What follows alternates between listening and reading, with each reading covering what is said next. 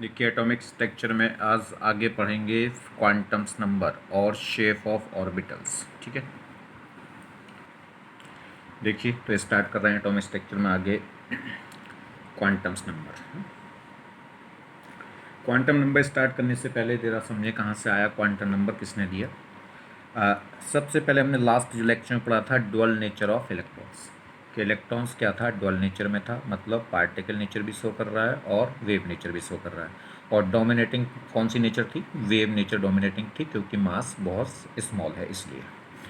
चलिए, तो वेव जो इलेक्ट्रॉन होगा वो इस फॉर्म में पाया जाएगा, कैसे, ये एंडोमेंडो। वेव कैसे चलती हैं, ये एंडोमेंडो। ठीक है, तो ये क्या होगा, ये जो स्पेस होगा यहाँ, ये इस टाइप से क्या होगा, ये इलेक्ट्रॉन के फाइंडिंग टेंडेंसी होगी, यानी कि जो इलेक्ट्रॉन है वो वेव नेचर में रहेगा, इस टाइप से मूव करेगा।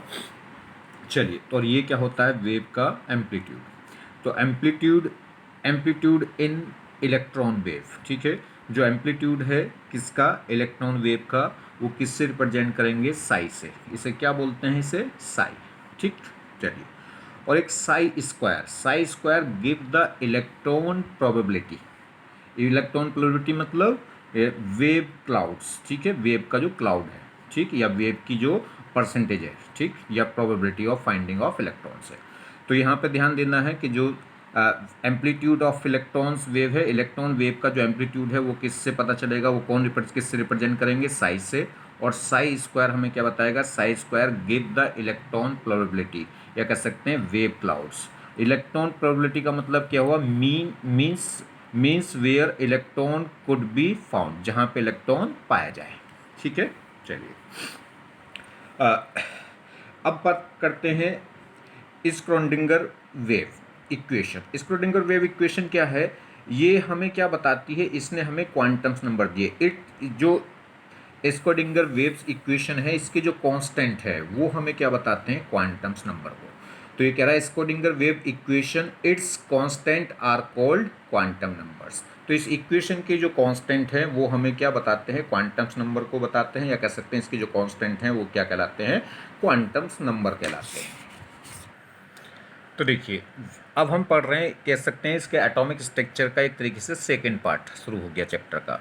तो वेव मैकेनिकल मॉडल, तो ये पहला मॉडल है जो किसके ऊपर है, इलेक्ट्रॉन की वेव नेचर के बेसिस पे। ठीक है, तो वेव मैकेनिकल मॉडल क्या है, the model was proposed scientist Schrodinger in which he considered the electron like a wave due to its negligible mass. तो क्या है, ये कह रहा है कि ये जो मॉडल है wave mechanical model, the model was propose scientist Schrödinger. ये जो मॉडल है किसने प्रपोज किया था, साइंटिस्ट ने, जिसका नाम था स्क्रोडिंगर। ठीक है, जिसने क्या एज्यूम किया था, जिसने इलेक्ट्रॉन्स को क्या करा था, एक वेव की तरह कंसीडर किया था। क्यों, क्योंकि उसका मास क्या था, नेग्जिबल मास था, यानी कि मास बहुत छोटा था।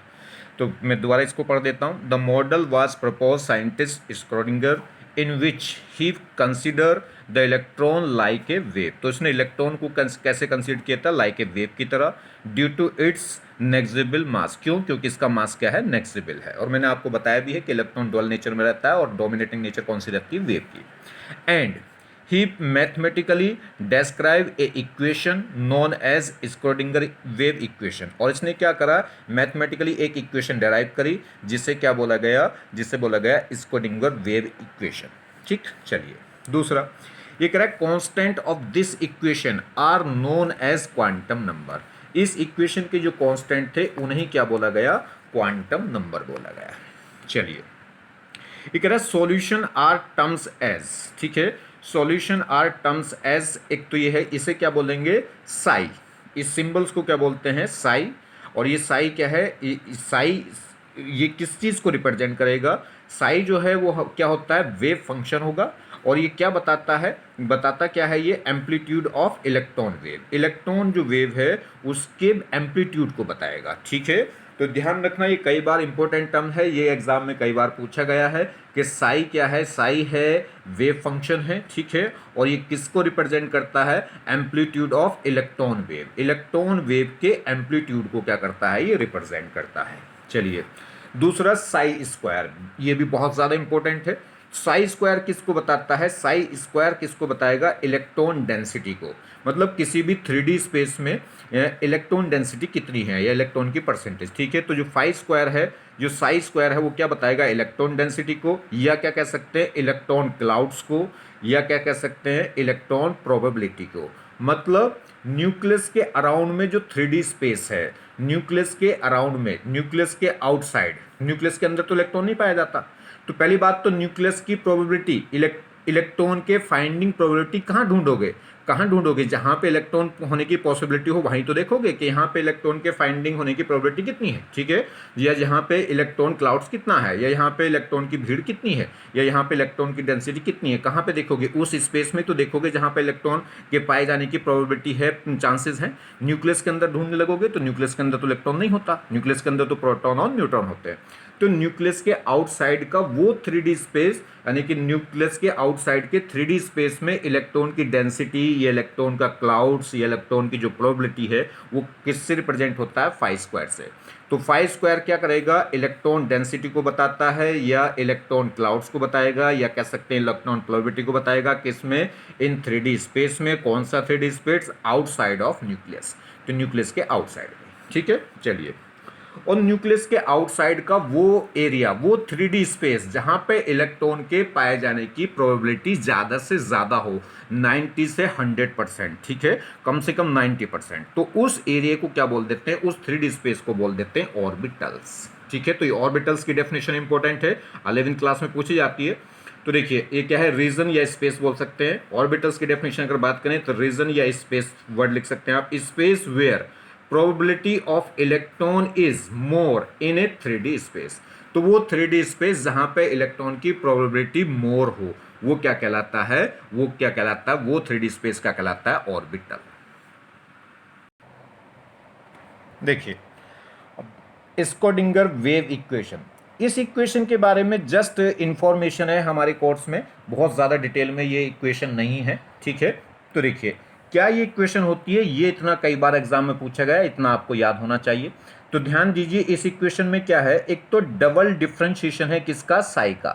Double differentiation D square Sai, तो डबल डिफरेंशिएशन है साई का किसके रेस्पेक्ट में? एक्स स्क्वायर के रेस्पेक्ट में, वाई स्क्वायर के रेस्पेक्ट में, जेड स्क्वायर के रेस्पेक्ट में। मतलब वहां ऊपर भी स्क्वायर, नीचे भी स्क्वायर, ऊपर भी स्क्वायर, नीचे भी स्क्वायर, ऊपर भी स्क्वायर, नीचे भी स्क्वायर। ठीक, पहली बात। दूसरी बात, और सब जगह प्लस प्लस प्लस। ठीक है, तो साई का डबल डिफरेंशिएशन एक्स स्क्वायर के रेस्पेक्ट में, वाई स्क्वायर के रेस्पेक्ट में, और जेड स्क्वायर के रेस्पेक्ट में, प्लस क्या होगा? 8, क्या आता है? 8, और पाई स्क्वायर है तो नीचे भी एच स्क्वायर है, ऊपर पाई नीचे एस। याद कैसे रख सकते हैं कि पाई का भी स्क्वायर होगा और एच का भी स्क्वायर होगा, इंटू एम। और साथ में क्या होता है? ये ई माइनस यू, यहीं पे माइनस आता है, नहीं तो पूरी इक्वेशन में सब जगह प्लस है। ई माइनस यू इंटू क्या होता है? साथ में इंटू क्या होता है? साई, इजिकल टू इन सब का सम क्या होता है? 0। और ये ई क्या है? टोटल एनर्जी ऑफ इलेक्ट्रॉन्स, और यू क्या है? पोटेंशियल एनर्जी ऑफ इलेक्ट्रॉन, और साई मैंने आपको बता दिया साई क्या है। ठीक है, तो इस इक्वेशन को एक बार और थोड़ा सा याद करा दूं, कैसे याद रखेंगे? तो ध्यान रखिए, डबल डिफरेंशिएशन है साई का एक्स स्क्वायर के रेस्पेक्ट में, वाई स्क्वायर के रेस्पेक्ट में, जेड स्क्वायर के रेस्पेक्ट में, और सब प्लस होते जाएंगे। और क्या है फिर? क्या होगा? 8 pi square upon h square, pi का भी स्क्वायर है तो अपॉन एच का भी स्क्वायर है, और इंटू एम, और साथ में क्या होगा? E minus U into psi, is equal to net जो सम हो गया, 4 टर्म्स इसमें प्लस हो रही हैं, ये इनका नेट सम क्या आता है? 0। अब इसमें जो 3 कांस्टेंट आएंगे, एक कांस्टेंट यहां से आएगा, एक कांस्टेंट यहां से आएगा, एक कांस्टेंट यहां से, तो इसके 3 कांस्टेंट आते हैं, वो तीनों ही कांस्टेंट क्या कहलाते हैं? Quantums number. चलिए, तो वेयर जहां पे सेम बात आ गई कि साई क्या है? वेव फंक्शन है, जो किसको बताएगा? एम्पलीट्यूड ऑफ इलेक्ट्रॉन वेव को। और एम क्या है? मास ऑफ इलेक्ट्रॉन है। और ई क्या है? Total energy associate with electron, electron के साथ टोटल एनर्जी कितनी एसोसिएट हो रही है, कह सकते हैं इलेक्ट्रॉन की टोटल एनर्जी। और यू क्या है? Potential energy associate with electron, या कह सकते हैं इलेक्ट्रॉन की पोटेंशियल एनर्जी। और एच क्या है? Planck constant. पोटेंशियल एनर्जी सबको पता है किसी भी इलेक्ट्रॉन की एटम के अंदर कितनी होती है? माइनस की होगी पहली बात, तो कितनी? के जेड ई स्क्वायर अपॉन कितना होता है? आर। अगर काइनेटिक एनर्जी या टोटल एनर्जी की बात करें तो अपॉन में क्या होता है? 2r। चलिए, बात करें क्वांटम्स नंबर। क्वांटम्स नंबर क्या है?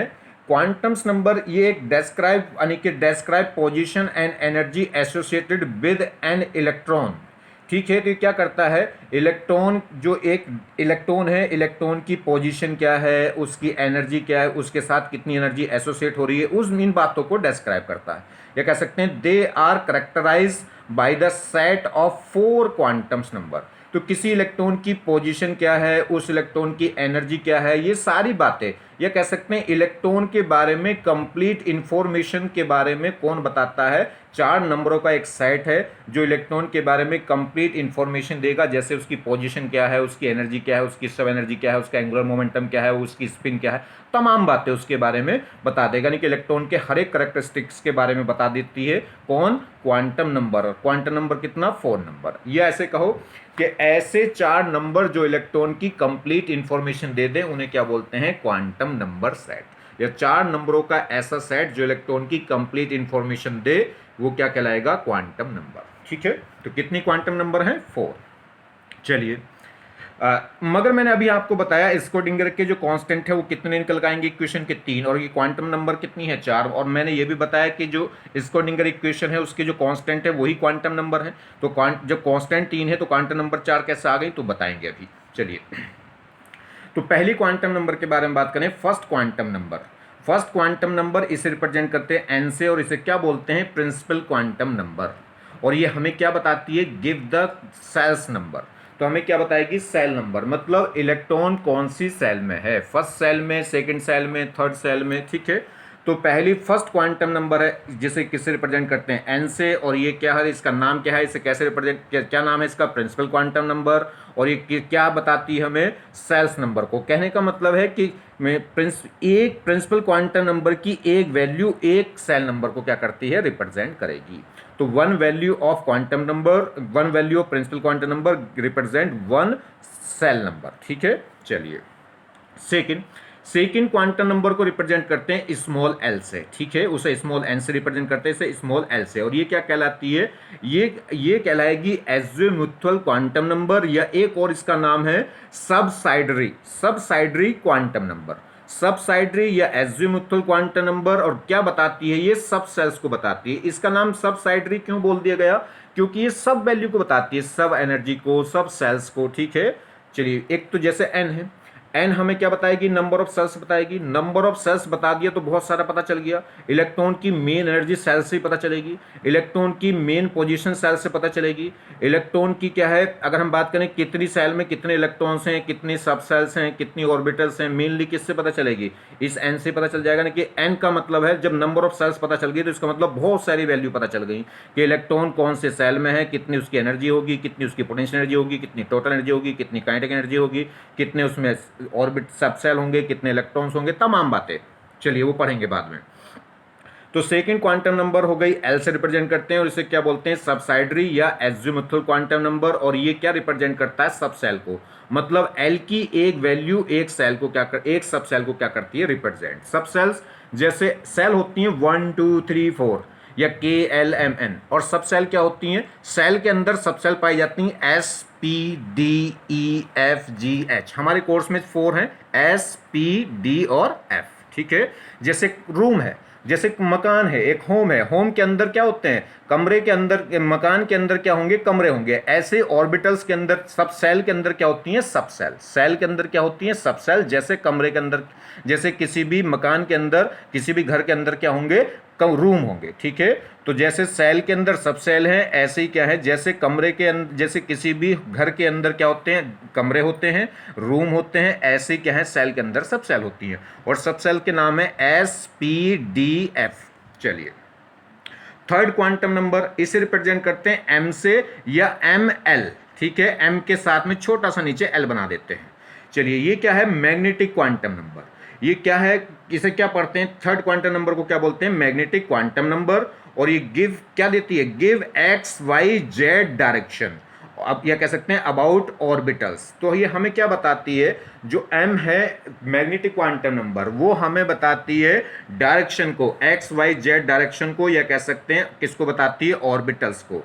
मतलब M की एक वैल्यू रिप्रेजेंट करती है एक ऑर्बिटल्स को, L की एक वैल्यू रिप्रेजेंट करती है एक सबसेल को, n की एक वैल्यू रिप्रेजेंट करती है एक सेल को, ठीक है।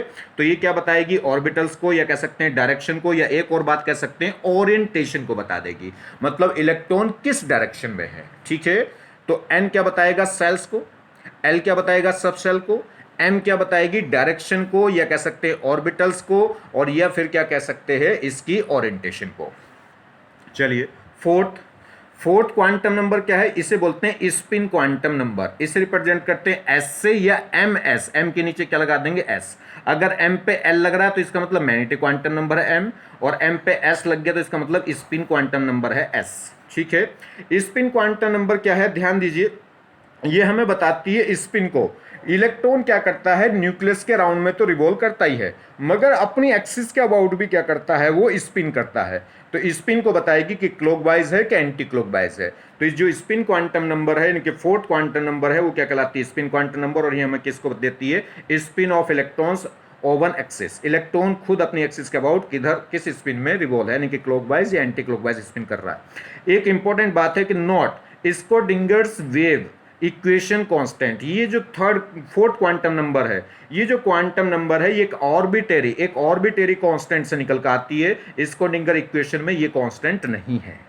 तो ध्यान देना है, कौन सी, अगर क्वेश्चन पूछ ले कि कौन सी क्वांटम नंबर ऐसी है जो स्क्रोडिंगर इक्वेशन से, स्क्रोडिंगर इक्वेशन के कांस्टेंट से नहीं आती, तो कौन सी, स्पिन क्वांटम नंबर। क्लियर हो गई बात।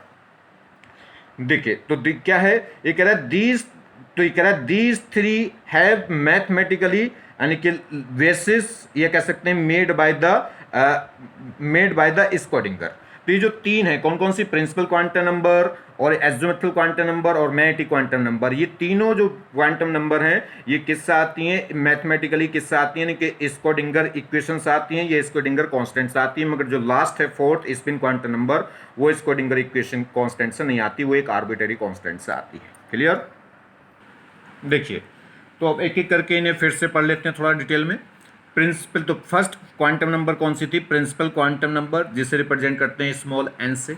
तो क्या है, this quantum number tells about filling of electrons in a shells energy level, and it is also deals with size volume of the electrons cloud that remain probability, ये कह सकते हैं that remain probability region outside nucleus in 3D space. क्या है, ये कह रहा है जो प्रिंसिपल क्वांटम नंबर n है, वो मेनली तो किसको बताएगी, यानी कि नंबर ऑफ सेल्स को, ठीक है। तो n की एक वैल्यू किसको बताती है, एक सेल को रिप्रेजेंट करती है। तो ये कह रहा है कि जो प्रिंसिपल क्वांटम नंबर n है, वो हमें क्या क्या बता सकती है, this quantum number tells about filling of electrons in a shell, shell में कितने इलेक्ट्रॉन फिल हैं। किसी भी सेल में कितने इलेक्ट्रॉन होते हैं, 2n²। कितने इलेक्ट्रॉन होंगे किसी भी सेल में, मैक्सिमम पॉसिबल इलेक्ट्रॉन कितने होते हैं, 2n², ठीक है। तो किसको बता देती है ये, किसी भी सेल में इलेक्ट्रॉन्स फिलिंग को बताएगी। साथ में एनर्जी को बताएगी। आपने पता है कि किसी भी एटम के अंदर पहली सेल की एनर्जी या सेकंड सेल की एनर्जी कितनी थी, अगर टोटल एनर्जी की बात करें तो -13.6 n² और ये जेड वो -13.6 इंटू z² और n क्या है यहाँ पे, नंबर ऑफ सेल्स, मतलब प्रिंसिपल क्वांटम नंबर। तो जैसे जैसे n चेंज होगी वैसे वैसे एनर्जी क्या होगी, चेंज होगी। जैसे हाइड्रोजन एटम की पहली सेल की एनर्जी कितनी थी, -13.6, सेकेंड सेल की कितनी हो गई थी, -3.4। तो किसके चेंज होने से चेंज हो रही थी, n के चेंज होने से। तो जो टोटल एनर्जी है वो इन्वर्सली प्रोपोर्शनल होती है किसके, n² के। तो जो n क्या है वो किसको बताएगी, मेन एनर्जी ऑफ इलेक्ट्रॉन्स के भी बारे में बताएगी। तो एनर्जी लेवल के बारे में बता देगी, तो सेल्स के बारे में बता देगी, किसी भी सेल्स में इलेक्ट्रॉन कैसे फिल होंगे उसके बारे में बता देगी, सेल्स की एनर्जी बता देगी, and it also deals with size, size के बारे में बता देगी। किसी भी, अगर मान लीजिए फर्स्ट सेल की रेडियस या nth सेल की रेडियस है तो कैसा आएगी, रेडियस कितनी थी, अगर याद हो जाए, आपको याद आ रहा हो तो 0.529 इंटू क्या था, इंटू n²/z, ठीक है। रेडियस क्या थी, 0.529 इंटू z², वो n²/z थी रेडियस, ठीक है। तो किसी भी nth सेल की अगर एटॉमिक नंबर z के लिए हम रेडियस निकालें तो उसकी वैल्यू कितनी थी, 0.529 इंटू n²/z, कितने एंगस्ट्रॉम।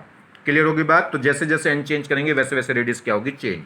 तो साइज पता चल जाएगा, यानी कि रेडियस पता चल जाएगी, तो वॉल्यूम भी पता चल जाएगा। किसका वॉल्यूम? न्यूक्लियस के अराउंड का वो 3D स्पेस का वॉल्यूम पता चल जाएगा जहां पे इलेक्ट्रॉन पाया जा सकता है। तो volume of electrons cloud that remain, यानी कि that remain probability space outside the nucleus in 3D space. तो न्यूक्लियस के अराउंड का वो 3D स्पेस का वॉल्यूम भी पता चल जाएगा जहां जहां इलेक्ट्रॉन पाया जा सकता है। चलिए, जैसे ये कह रहा है permitted value of n, n की पॉसिबल वैल्यू मतलब एन की रेंज। तो एन की रेंज क्या हो सकती है? N can have any positive integer. N क्या है? कोई भी पॉजिटिव नंबर हो सकता है, वैल्यू एक्सेप्ट देन किसको? जीरो को छोड़ के, मतलब 1 2 3 4 5। तो जो एन की वैल्यू यानी कि नंबर ऑफ सेल्स 1 2 3 4 5 6 7 8 कहाँ तक? इन्फिनिटी तक।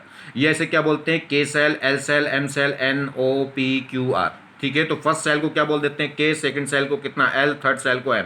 पीरियोडिक टेबल में कहाँ तक एप्लीकेबल है? 7 तक। ठीक है, जो हमारे पास अभी जो एलिमेंट नॉन है उनका जो इलेक्ट्रॉनिक कॉन्फ़िगरेशन है वो 7 सेल तक सारे इलेक्ट्रॉन फिल हो जाते हैं, तो यहीं तक। इसलिए पीरियोडिक टेबल में कितने नंबर ऑफ पीरियड्स थे? 7। तो एन की एक वैल्यू यानी कि किसको बताती है? सेल्स को। और एक सेल का मतलब फर्स्ट सेल का मतलब पहला पीरियड, सेकंड सेल का मतलब सेकंड पीरियड। ठीक है, चलिए, तो इसे नोटेशन कैसे दिखा सकते हैं? फर्स्ट सेल को के सेल मतलब के सेल, सेकंड सेल को क्या बोल सकते हैं? एल सेल, या सेकंड सेल को क्या बोल सकते हैं? First excited shell. चलिए, दूसरा, n values from 1 to 7 are well known for element in periodic table. तो हमारे पास क्या है? वही पीरियोडिक टेबल में केवल वही एलिमेंट नॉन है जिनके लिए एन की वैल्यू 0 से लेकर कहाँ तक हो सकती है? 7 तक। 7 से अधिक वैल्यू वाला अभी हमारे पास एलिमेंट नॉन नहीं है पीरियोडिक टेबल में। मतलब ऐसा कोई एलिमेंट नहीं जिसका इलेक्ट्रॉनिक कॉन्फ़िगरेशन लिखें तो उसमें 8वीं सेल में क्या जाए? इलेक्ट्रॉन्स फिल हो। Next, and each value of n correspond to the cell number of the electron in periodic table। ये कह रहा है कि जो n की एक वैल्यू क्या करेगी? n की जो corresponding वैल्यू है वो corresponding cells को बताती है। कह सकते हैं n की 1 वैल्यू 1 सेल को क्या करती है? रिप्रेजेंट। अगर n की वैल्यू 1 है तो उसका मतलब वो किसको रिप्रेजेंट कर रहा है? फर्स्ट सेल को। तो ये क्या कहा? And each value of n correspond मतलब n इजिकल टू 1 तो first shell, n is equal to 2 मतलब सेकंड सेल। तो n corresponds to the shell number of electron in periodic table. चलिए, for any value of n, n की for any value of n, n की किसी भी value के लिए, मान लीजिए n इजिकल टू 5 हो जाए, n इजिकल टू 2 हो जाए, तो for any value of n, ये कह सकते हैं for any value of shell. N मतलब पर्टिकुलर सेल हो गई, क्योंकि एन किसको रिप्रेजेंट करता है? सेल को। तो टोटल नंबर ऑफ सबसेल या कह सकते हैं पॉसिबल वैल्यू ऑफ एल या number of value of l in a shell कितना होगा? एन। तो कह रहा है किसी भी सेल में अगर एक सेल है हमारे पास कौन सी? एन, तो एन सेल में कितनी सबसेल हो सकती हैं? तो वो कितनी हो सकती हैं? एन के। तो अगर हम बात करें तो किसी भी सेल में कितनी पॉसिबल सबसेल होंगी? एन के इक्वल। अगर फर्स्ट सेल है तो फर्स्ट सेल में एक ही सबसेल होगी। सेकंड सेल यानी कि n इजिकल टू 2, तो n इजिकल टू यानी कि सेकंड सेल में कितनी सबसेल पॉसिबल हो सकती हैं? 2। ऐसी थर्ड सेल में कितनी सबसेल पॉसिबल हो सकती हैं? 3। तो इसने क्वेश्चन यही कहा कि किसी भी सेल में जो पॉसिबल सबसेल्स हैं वो इक्वल होंगी उस सेल नंबर के, या कह सकते हैं प्रिंसिपल नंबर के, प्रिंसिपल क्वांटम नंबर के। क्लियर होगी बात? चलिए, total number of orbitals, orbitals को कौन रिप्रेजेंट करता है? मैग्नेटिक क्वांटम नंबर या possible value of m. Number of subshells का हो या number of possible value of l का हो, वो तो हो गई सबसेल। नंबर ऑफ ऑर्बिटल्स का हो या number of possible value of magnetic quantum number का हो, उसका मतलब ऑर्बिटल्स होता है। तो टोटल नंबर ऑफ ऑर्बिटल्स या कह सकते हैं एम इन ए सेल। तो किसी भी सेल में कितनी और ऑर्बिटल पॉसिबल हो सकती हैं? वो होती हैं एन स्क्वायर के। तो किसी भी सेल में कितनी सबसेल हो सकती हैं? एन के इक्वल। किसी भी सेल में कितनी ऑर्बिटल्स पॉसिबल हो सकती हैं? एन स्क्वायर के इक्वल। अगर जैसे हमारे पास कौन सी सेल है? हमारे पास फिफ्थ सेल है, तो फिफ्थ सेल में कितनी सबसेल होंगी? 5। फिफ्थ सेल में कितनी ऑर्बिटल्स होंगी? तो 5 स्क्वायर मतलब 25 ऑर्बिटल्स हो जाएंगी। ठीक है, total number of electron in a shell, किसी भी सेल में टोटल नंबर ऑफ इलेक्ट्रॉन वो इज इक्वल टू होते हैं 2 इंटू एन स्क्वायर, मतलब जितनी ऑर्बिटल्स होते हैं उसके just double, 2 into n square. अगर किसी भी सेल में, जैसे हमारे पास फिफ्थ सेल है, तो फिफ्थ सेल में कितनी सबसेल होंगी? 5। फिफ्थ सेल में कितनी ऑर्बिटल होंगी? 5 स्क्वायर यानी कि 25। फिफ्थ सेल में मैक्सिमम पॉसिबल इलेक्ट्रॉन कितने हो सकते हैं? 2n², या कह सकते हैं ऑर्बिटल के डबल। ऑर्बिटल कितनी थी 5, तो इलेक्ट्रॉन्स कितने हो जाएंगे 50। जैसे फोर्थ सेल की बात कर लो, तो n इजिकल टू अगर फोर्थ है, n इजिकल टू 4 है, तो इसका मतलब फोर्थ सेल हो गई। तो फोर्थ सेल में कितनी सब सेल हो सकती हैं 4। फोर्थ सेल में कितनी ऑर्बिटल्स हो सकती हैं 4² मतलब 16। फोर्थ सेल में कितने इलेक्ट्रॉन हो सकते हैं, तो 2n², या कह सकते हैं जितनी ऑर्बिटल थी उसका डबल। तो ऑर्बिटल थी कितनी 4² यानी कि 16, तो 16 का डबल लेंगे कितना 32। नेक्स्ट देखिए सेकंड, एजिमुथल क्वांटम नंबर या सबसाइडरी क्वांटम नंबर किससे रिप्रेजेंट करते हैं, स्मॉल एल से। क्या क्या है ये, क्या क्या बताएगी, देखिए the quantum number tells about filling of electrons in a subshell. किसी भी सबसेल में इलेक्ट्रॉन कैसे फिल हो रहे हैं उसके बारे में बताएगी, या कितने कैसे इलेक्ट्रॉन फिलिंग हो रहे हैं। दूसरा सब एनर्जी के बारे में बता देगी। मेन एनर्जी तो होगी जैसे थर्ड सेल में है, सेकंड सेल में है, फोर्थ सेल में है, ठीक है। सेकंड फर्स्ट से ज़्यादा एनर्जी होगी सेकंड सेल की, सेकंड सेल से ज़्यादा होगी थर्ड सेल की। ये कौन सी एनर्जी हो गई, मेन एनर्जी। मगर जैसे सेकंड सेल में भी क्या होंगी, सब सेल होंगी। मतलब एक होम है, एक घर है, उस घर के अलग अलग कमरे हैं, तो ऐसी एक सेल है, उस सेल के अलग अलग सब सेल हैं। तो इस कमरे की एनर्जी कुछ और है, उस कमरे की एनर्जी कुछ और है, तो क्या होगा, तो सेल के अंदर भी क्या होती हैं, सब सेल होती हैं, तो यानी कि एनर्जी के अंदर भी क्या होंगी, सब एनर्जी होंगी। ठीक, तो उनके सब एनर्जी के बारे में कौन बताएगा, एल। तो मेन एनर्जी के बारे में तो किसने बता दिया था, प्रिंसिपल क्वांटम नंबर एन ने बता दिया था। तो हमें जो एजिमुथल क्वांटम नंबर है वो किस किस के बारे में बता रही है, एक तो इलेक्ट्रॉन फिलिंग, इलेक्ट्रॉन्स किस में, सब सेल में, और सब एनर्जी के बारे में, सब एनर्जी लेवल के बारे में बता रही है। And it also deals with shape of electrons cloud in a 3D space. जो 3D स्पेस यानी कि न्यूक्लियस के आउटसाइड का जो 3D स्पेस है जहां पे इलेक्ट्रॉन क्लाउड्स पाया जा रहा है, उस इलेक्ट्रॉन क्लाउड्स का शेप क्या है, या कह सकते हैं उस इलेक्ट्रॉन क्लाउड को क्या बोलते हैं, ऑर्बिटल ही तो बोलते हैं। वो 3D स्पेस जहां पे इलेक्ट्रॉन के पाए जाने की प्रोबेबिलिटी मोर हो उसे क्या बोलते हैं, ऑर्बिटल्स। तो उस क्लाउड की शेप, उस क्लाउड का शेप का मतलब यानी कि किसकी शेप बता रहा है, ये ऑर्बिटल्स की शेप। तो एजिमुथल क्वांटम नंबर क्या बताएगी, एक तो हमें इलेक्ट्रॉन फिलिंग बताएगी किसमें, सब सेल्स में, सब एनर्जी लेवल के बारे में बताएगी, और साथ में ये भी बताएगी deals with the shape of electron clouds. Electron clouds कह सकते हैं या क्या कह सकते हैं, ऑर्बिटल्स। तो ऑर्बिट अलग है, ऑर्बिट किसे बोलते हैं, सेल या ऑर्बिट या प्रिंसिपल क्वांटम नंबर एक ही बात है। ऑर्बिट कहो उसे, एनर्जी लेवल कहो उसे, या क्या कहो उसे, सेल्स कहो। मगर ऑर्बिटल क्या होता है, न्यूक्लियस के अराउंड का वो 3D स्पेस जहां पे इलेक्ट्रॉन प्रोबेबिलिटी मोर होती है। तो इलेक्ट्रॉन क्लाउड्स की क्या बताएगा, शेप बताएगा, या कह सकते हैं ऑर्बिटल्स की शेप को बताएगी कौन, azimuthal quantum number l in a 3D space. चलिए ये कह रहा है परमिटेड वैल्यू ऑफ एल, मतलब possible value of l. L की पॉसिबल वैल्यू क्या होंगी, तो कह रहा है depends on the value of n. L की जो वैल्यू है वो स्वतंत्र नहीं है, वो डिपेंड करती है किस पे, एन पे। जबकि एन की वैल्यू स्वतंत्र थी, कहाँ से हो सकती है, all positive integer, any positive integer 1 से लेके कहाँ तक, इन्फिनिटी तक।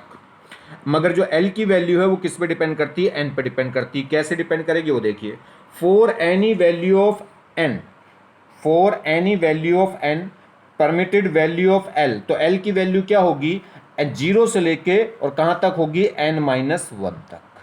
ठीक है, 0 से लेके कहाँ तक होगी, n-1 तक। मतलब जैसे n इजिकल टू कितना है, n इजिकल टू 4 है। अगर n की वैल्यू 4 है तो l क्या हो सकता है, 0 हो सकता है, 1 हो सकता है, 2 हो सकता है, 3 हो सकता है, 4 नहीं हो सकता। कहाँ तक वैलिड करेगा, n-1 तक। अगर n की वैल्यू 4 है तो l की वैल्यू भी 4 आ रही। देखिए कैसे, 0, क्योंकि ये 1 से, ये इस n इजिकल टू 4 है तो l इजिकल टू आएगा, एक तो 0, एक 1, एक 2, एक 3, तो l की वैल्यू भी कितनी आ गई, 4 आ गई। कौन कौन सी, 0, 1, 2, 3। तो जितनी जो वैल्यू ऑफ n है उतनी पॉसिबल वैल्यू ऑफ l होती है, मगर कहाँ से स्टार्ट होंगी, 0 से लेकर n-1 तक। कहने का मतलब है कि l की वैल्यू n के इक्वल नहीं हो सकती और n से कभी बड़ी नहीं हो सकती। l की वैल्यू हमेशा क्या होगी, n से छोटी होगी, क्योंकि l कहाँ तक वैलिड है, n-1 तक। चलिए, तो टोटल नंबर ऑफ सबसेल, किसी भी सेल में जो सबसेल होती हैं वो किसके इक्वल होती हैं, l के इक्वल। जो पॉसिबल वैल्यू ऑफ l है, l की जितनी भी पॉसिबल वैल्यू है, l की एक वैल्यू एक सबसेल को रिप्रेजेंट करती है। और तो n, l की वैल्यू हो कितनी रही है, जितना n है उतना ही क्या होता है, l होता है। जैसे n इजिकल टू कितना है, n इजिकल टू अगर 2 है तो l की वैल्यू देखो 2 आएंगी, एक तो 0 होगी और एक 1 होगी।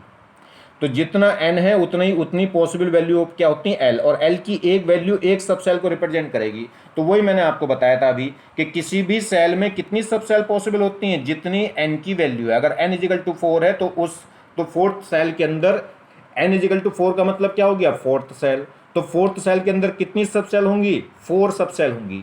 और इसका मतलब है कि फोर्थ सेल के अंदर l की कितनी वैल्यू होंगी, 4 वैल्यू होंगी। कौन कौन सी, 0 1 2 3। क्लियर। तो l की एक वैल्यू एक सब सेल को रिप्रेजेंट करती है। तो किसी भी सेल में पॉसिबल सब सेल क्या होती हैं, वो n के इक्वल होती हैं। और n क्या होता है, total possible value of l होता है। जो n का नंबर है वही क्या है, उतनी l पॉसिबल होंगी। ठीक है, चलिए। तो टोटल नंबर ऑफ सब सेल इन ए सेल वो कितनी आ गई थी, n आ गई थी। और n होता क्या है, n नंबर क्या होता है, पॉसिबल वैल्यू ऑफ l। और l की एक वैल्यू एक सब सेल को क्या करती है, रिप्रेजेंट। देखिए, every value of l represent a particular सब सेल। l की एक वैल्यू एक सब सेल को रिप्रेजेंट करती है। कैसे, जरा देख लो। यहाँ परमिटेड वैल्यू ऑफ l है। अगर l कितना है, 0। l अगर 0 हो गया तो इसका मतलब होता है s सब सेल। s सब सेल को s से क्यों लिख रहे हैं, p इसे q से क्यों ना लिख दिया, t से क्यों ना लिख दिया, n से क्यों ना लिख दिया। ठीक है, तो s सब सेल का जब l इजिकल टू 0 होता है तो इसे बोलते हैं शार्प। ये होती है शार्प, और शार्प का पहला अक्षर ले लिया गया s, और इसे इसलिए क्या बोल देते हैं, इसे s सब सेल।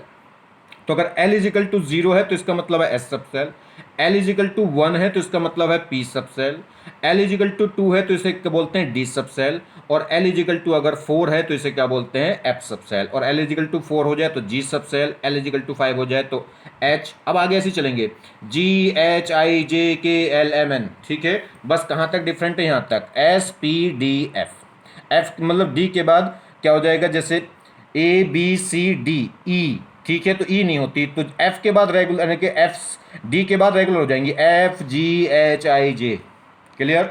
तो अगर एल इजिकल टू 1 है तो इसका मतलब है एस सब सेल, एल इजिकल टू 1 है तो पी सब सेल, एल इजिकल टू 2 है तो डी सब सेल, एल इजिकल टू 3 है तो एफ सब सेल, और एल इजिकल टू 4 हो जाएगा तो इसका मतलब जी है, एल इजिकल टू 5 हो जाएगा तो एच है, एल इजिकल टू 6 हो जाएगा तो आई है, एल इजिकल टू 7 हो जाएगा तो जे है। मगर हमारे कोर्स में कहाँ तक है, सिर्फ एफ तक। ठीक है, क्योंकि अभी पीरियोडिक टेबल में ऐसे एलिमेंट नहीं आए जिनमें क्या है n इजिकल टू 8 की जरूरत पड़े, 8 सेल की जरूरत पड़े। और जब 8 सेल की जरूरत नहीं पड़ रही तो इनकी g और f सब सेल की जरूरत नहीं पड़ती।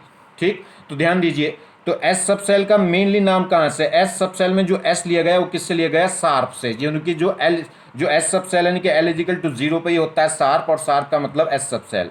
p कहाँ से लिया गया, p लिया गया प्रिंसिपल से। ठीक है, तो पी जो है यहाँ पे पी सब सेल में जो पी है, ये पी किसका है, प्रिंसिपल वर्ड का है। और डी सब सेल में जो डी है वो किससे है, डिफ्यूज से लिया गया है। ठीक है, ये डिफ्यूज होता है। ठीक, और जो एफ सब सेल में जो एफ है वो किससे लिया गया, फंडामेंटल वर्ड से। क्लियर हो गई बात। तो ध्यान दीजिए, तो बस आपको ध्यान रखना है, अगर एल इजिकल टू क्या हो गया, देखिए यहाँ से एल की जो वैल्यू है, एल की जो वैल्यू है वो 0 1 2 3 4 5 ऐसे चलेगी, और कहाँ तक चलेगी, n-1 तक। क्लियर। अब l इजिकल टू 0 है तो इसका मतलब हो गया s सब सेल, l इजिकल टू 1 है तो p सब सेल, l इजिकल टू 2 है तो d सब सेल, l इजिकल टू 3 है तो f सब सेल, l इजिकल टू 4 हो गया तो g, फिर h, फिर i, ऐसे चलते जाएंगे। क्लियर हो गई बात। चलिए देखिए, जैसे हमारे पास ये क्या है, कोई सब सेल है, कोई क्या है, सब सेल है। इस सब सेल में को जब हम क्या करते हैं, किसी मैग्नेटिक फील्ड में रख दें, यहाँ क्या लगा दें, मैग्नेट लगा दिया, मैग्नेट का ये नॉर्थ पोल, ये क्या लगा दिया, साउथ पोल। तो क्या होगा, ये क्या होती हैं, ये जो सेल थी, ये क्या होती हैं, सब सेल्स में ब्रेक हो जाती हैं। जैसे ही क्या करेंगे, किसी भी सेल को मैग्नेटिक फील्ड या इलेक्ट्रिक फील्ड के इफेक्ट में लाते हैं, जिसे क्या बोलते हैं, जी मेंस इफेक्ट या स्टार इफेक्ट। ठीक है, तो जैसी कोई भी सेल, अगर कोई भी सेल क्या होगी, आप उसको मैग्नेटिक फील्ड के अंडर में लाएंगे, वो मैग्नेटिक फील्ड के इफेक्ट में आएगी, तो उसमें क्या हो जाती हैं, ये ब्रेकिंग हो जाती है, यानी कि अलग अलग सेक्टर दिखाई देने लगते हैं, और इन्हें क्या बोलते हैं, एस, यही क्या कहलाएंगी, सब सेल्स। तो एस सब सेल, पी सब सेल, डी सब सेल, एफ सब सेल। क्लियर हो गई बात। तो ध्यान देना है कहने का मतलब ये क्या है कि जैसे आप किसी मकान में एंटर करोगे और वहां पे जैसे आप रोशनी करोगे तो अलग अलग कमरे दिखाई देने लगेंगे। ऐसे ही क्या है, अगर आप क्या करेंगे, किसी भी सब सेल को आप मैग्नेटिक फील्ड के अंडर में लाएंगे तो उसमें क्या है, डिफरेंट डिफरेंट सेल के अंदर सब सेल दिखाई देने लगेंगी, s p d e f g h. आई बात समझ में नहीं? S p d f, f के बाद जी एच आई जे। फिलहाल हमारे कोर्स में यही 4 हैं, एस पी डी एफ, तो इन्हीं के बारे में ज्यादा बात करेंगे। क्लियर हो गई? और इस इफेक्ट को क्या बोलते हैं? जब भी कोई सेल किसी मैग्नेटिक इफेक्ट के अंडर में आएगा तो उसे क्या बोलते हैं? Zeeman effect. जीमेंस इफेक्ट क्या होता है? कोई भी अगर क्या हो जाए, कोई भी सेल्स जब मैग्नेटिक फील्ड के अंडर में आएगी, मैग्नेटिक फील्ड के इफेक्ट में आएगी या मैग्नेटिक फील्ड के अंडर में आएगी, तो उसमें क्या हो जाता है, सब सेल्स या कह सकते हैं जो सेल्स है वो डिफरेंट डिफरेंट सेल क्या होगी, डिफरेंट डिफरेंट सब सेल्स में ब्रेक हो जाती है। इसे क्या बोलते हैं? जीमेंस इफेक्ट बोलते हैं। या कह सकते हैं एक सेल के अंदर भी डिफरेंट डिफरेंट एनर्जी लेवल दिखाई देने लगते हैं, जिसे क्या बोलते हैं? Zeeman effect. क्लियर होगी बात? किसी भी सेल को जैसे ही, कोई भी सेल जैसे ही मैग्नेटिक फील्ड के इफेक्ट में आती है, मैग्नेटिक फील्ड के अंडर में आती है, तो उसके अंदर क्या है, डिफरेंट डिफरेंट सब सेल एनर्जी लेवल दिखाई देने लगते हैं। इसी इफेक्ट को क्या बोलते हैं? Zeeman effect. चलिए यहां देखिए, ये कह रहा है परमिटेड वैल्यू ऑफ एन। ठीक है, permitted value of n, n नहीं एल होगा, ये परमिटेड वैल्यू ऑफ एल। ठीक है, दूसरा ये सब सेल, और ये टोटल नंबर ऑफ ऑर्बिटल्स, और ये हो गया टोटल नंबर ऑफ इलेक्ट्रॉन्स। तो यहां देखो, अगर हमारे पास परमिटेड वैल्यू ऑफ एल, अगर एल कितना है 0, तो इसका मतलब है शार्प मतलब एस सब सेल। ठीक, और अगर एल इजिकल टू 1 है तो इसका मतलब क्या होगा? पी सब सेल यानी कि प्रिंसिपल सेल। अगर एल इजिकल टू 2 होगा तो इसका मतलब है डी सब सेल यानी कि डिफ्यूज्ड सेल सब सेल। अगर एल इजिकल टू कितना होगा 3, तो इसका मतलब होता है एफ सब सेल यानी कि फंडामेंटल सब सेल। ठीक, चलिए अब जब हमारे पास, अब देखिए total number of orbitals, total number of orbitals मतलब पॉसिबल वैल्यू ऑफ एम। ये किसकी वैल्यू है? एम की। एम मतलब magnetic quantum number. Magnetic quantum number कितना होता है? मैग्नेटिक क्वांटम नंबर की जो पॉसिबल वैल्यू होती है वो 2l + 1 होती है। एल की वैल्यू कितनी होती है? जितना एन होता है। और total possible value of m, m वो किसके इक्वल होती है? 2l + 1 के इक्वल होती है। क्यों? क्योंकि जो एम की पॉसिबल रेंज है, अभी पढ़ेंगे हम, एम की जो पॉसिबल रेंज है वो -l से लेके 0 को इंक्लूड करते हुए +l तक होती है। मतलब जैसे l इजिकल टू कितना है? अगर l इजिकल टू 1 है तो m क्या होगा? m होगा -1 0 + 1। अगर l इजिकल टू 2 है तो m कितना होगा? -2 -1 0 + 1 + 2। तो m की जो पॉसिबल वैल्यू है वो कितनी होती है? 2l + 1। देखो l की वैल्यू अगर मैं 1 ले लूं तो 1 l की जगह 1 रख दूं तो m की पॉसिबल वैल्यू कितनी आएंगी? 3 आएंगी, और आएंगी भी देखो कितनी। जब l इजिकल टू 1 है तो m की वैल्यू 3 आएंगी। कैसे, कौन कौन सी आएंगी? 3 -1 0 + 1। अगर l की वैल्यू मैं यहाँ 2 रख लूं तो 2 × 2 + 1 कितनी पॉसिबल वैल्यू आ गई? m की 5, और आएंगी भी देखो। l इजिकल टू अगर 2 है तो m की वैल्यू कितनी होंगी? -2 -1 0 + 1 + 2, 5 वैल्यू आएंगी। तो m क्या बताता है? m की एक वैल्यू रिप्रेजेंट करती है एक ऑर्बिटल को। तो m की जो total possible value of m है वही क्या होती है? टोटल पॉसिबल ऑर्बिटल्स होंगी किसी भी सब सेल्स के अंदर। चलिए, तो एक सेल के अंदर कितनी ऑर्बिटल होती हैं? वो तो n² के इक्वल होती हैं। अगर किसी भी सब सेल में पूछे तो सब सेल्स में कितनी ऑर्बिटल होंगी? वो इक्वल होंगी पॉसिबल वैल्यू ऑफ m, और वो कितनी होती है? 2l + 1। तो किसी भी सब सेल्स के अंदर कितनी ऑर्बिटल हो सकती हैं? 2l + 1 के इक्वल। चलिए, तो l इजिकल टू 1 था तो s सब सेल, s सब सेल के लिए l m की वैल्यू कितनी होगी? अगर l 0 है तो m भी क्या होगा? 0। m 0 होगा, इसका मतलब m कितनी ऑर्बिटल होगी? सिर्फ एक ऑर्बिटल होगी, क्योंकि m की एक ही वैल्यू आ रही है। रख दो इसमें, l की वैल्यू 0 रख दो तो कितने आएगी? 1। जब l इजिकल टू 1 था तो m की पॉसिबल वैल्यू कितनी आएगी? l की वैल्यू 1 रख दो तो 3 ऑर्बिटल आएंगी। तो एफ यानी कि एस सब सेल में कितनी ऑर्बिटल होगी? 1। पी सब सेल में कितनी ऑर्बिटल होंगी? 3। डी सब सेल में कितनी ऑर्बिटल होंगी? 5। और एफ सब सेल में कितनी ऑर्बिटल होंगी? 7। क्लियर होगी बात? यही बात मुझे समझानी थी। क्या कि एस सब सेल्स के अंदर कितनी, एस सब सेल के अंदर कितनी ऑर्बिटल आ रही है? 1। पी सब सेल्स के अंदर कितनी ऑर्बिटल आ रही है? 3। और डी सब सेल्स के अंदर कितनी ऑर्बिटल आ रही है? 5। और एफ के अंदर कितनी आ रही है? 7। और एक ऑर्बिटल में कितने इलेक्ट्रॉन होते हैं जी? 2। तो एस सब सेल के अंदर एक ऑर्बिटल है तो मैक्सिमम इलेक्ट्रॉन कितने होंगे? 1 × 2 यानी कि 2 हो जाएंगे। अगर हम बात करें यानी कि इसका भी ऑर्बिटल का ट्वाइस, जितनी ऑर्बिटल होती है उसका 2 टाइम्स कर दो, वो क्या होंगे? इलेक्ट्रॉन्स, यानी कि total number of electron in any subshell. तो एस सबसेल्स के अंदर टोटल इलेक्ट्रॉन कितने आ गए? 2, इसलिए S2 होगा। अब पी सबसेल्स में कितनी ऑर्बिटल है? 6, एक और 6 ऑर्बिटल है, और एक ऑर्बिटल में मैक्सिमम इलेक्ट्रॉन कितने आते हैं? 2, तो कितने इलेक्ट्रॉन हो जाएंगे इसमें? 6, तो इसलिए P6 होता है। तो डी में मैक्सिमम कितनी, डी सबसेल्स में कितनी ऑर्बिटल होती हैं? 5, और एक ऑर्बिटल में 2 इलेक्ट्रॉन आते हैं, तो डी सबसेल में मैक्सिमम कितने इलेक्ट्रॉन हो सकते हैं? D10। क्लियर? ऐसी एफ सबसेल में कितनी ऑर्बिटल्स, एस सबसेल्स में कितनी ऑर्बिटल होती हैं? 7, और एक ऑर्बिटल में 2 इलेक्ट्रॉन आते हैं, तो 7 2 जा कितना होगा? 14। तो एस एफ सबसेल में मैक्सिमम कितने इलेक्ट्रॉन आ सकते हैं? 14। तो ध्यान रखना, एस सबसेल में एस सबसेल में एक ऑर्बिटल होती है, पी में 3 ऑर्बिटल होती हैं, डी में 5 होती हैं, एफ में कितनी होंगी? 7। ऐसी जी में पूछेगा तो 9, और एच में पूछेगा तो कितनी? 11। हर बार कितनी बढ़ती जा रही? 2 बढ़ती जा रही, देख लो आप। 1 से हुई 3, 3 से हुई 5, 5 से हुई 7, 7 से 9, 9 से 11, 11 से कितने हो जाएंगे? 13। तो अगर आपसे पूछ ले एस में कितनी सबसेल? 1, पी में पूछ ले एस सबसेल में कितनी ऑर्बिटल? 1, पी में पूछ ले 3, डी में पूछ ले 5, एफ में पूछ ले कितनी? 7। अब तुमसे जी में पूछ ले तो 7 में 2 और ऐड कर दो, कितनी हो जाएंगी? 9। आपसे एच में पूछ ले तो 2 और ऐड कर दो, कितनी हो जाएंगी? 11। ठीक है, क्लियर होगी बात? एच के बाद आई आ जाएगी, आई में पूछ ले तो 11 में 2 और ऐड कर देना, कितनी हो जाएंगी? 13। और इलेक्ट्रॉन कितने होंगे मैक्सिमम? जितनी ऑर्बिटल्स हैं उसका ट्वाइस क्या होता है? इलेक्ट्रॉन्स। तो एस सब सेल में कितने इलेक्ट्रॉन होंगे? 2, पी सब सेल में मैक्सिमम 6, डी में मैक्सिमम कितने हो सकते हैं? 10, एफ में मैक्सिमम कितने हो सकते हैं? 14। अगर जी में पूछ ले तो जी में मैक्सिमम कितने होंगे? जी में ऑर्बिटल्स कितनी होती हैं? 9, तो 9 2 कितना हो जाएगा? 18। तो एफ जी में मैक्सिमम इलेक्ट्रॉन कितने हो सकते हैं? 18। नेक्स्ट,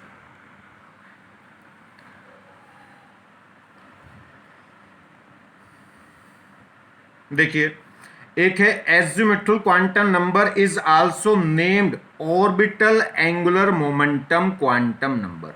ये कह रहा है जो एज्यूमेट्रल क्वांटम नंबर है इसको एक नाम से और पुकारा जाता है। किस नाम से? 2 नाम तो मैंने बता दिए थे इसके, एज्यूमेट्रल हो गया और सब सेडुअल हो गया था। ठीक है, सब यानी कि सब सेल को, सब एनर्जी लेवल को बता रही थी। तो azimuthal quantum number is also named, कैसे नेम्ड? Orbital angular momentum.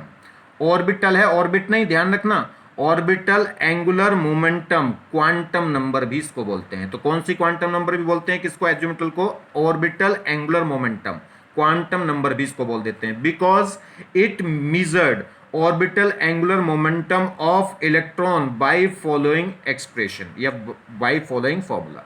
इसे orbital angular momentum quantum number क्यों बोलते हैं? क्योंकि ये इलेक्ट्रॉन की ऑर्बिटल एंगुलर मोमेंटम को फाइंड आउट करती है।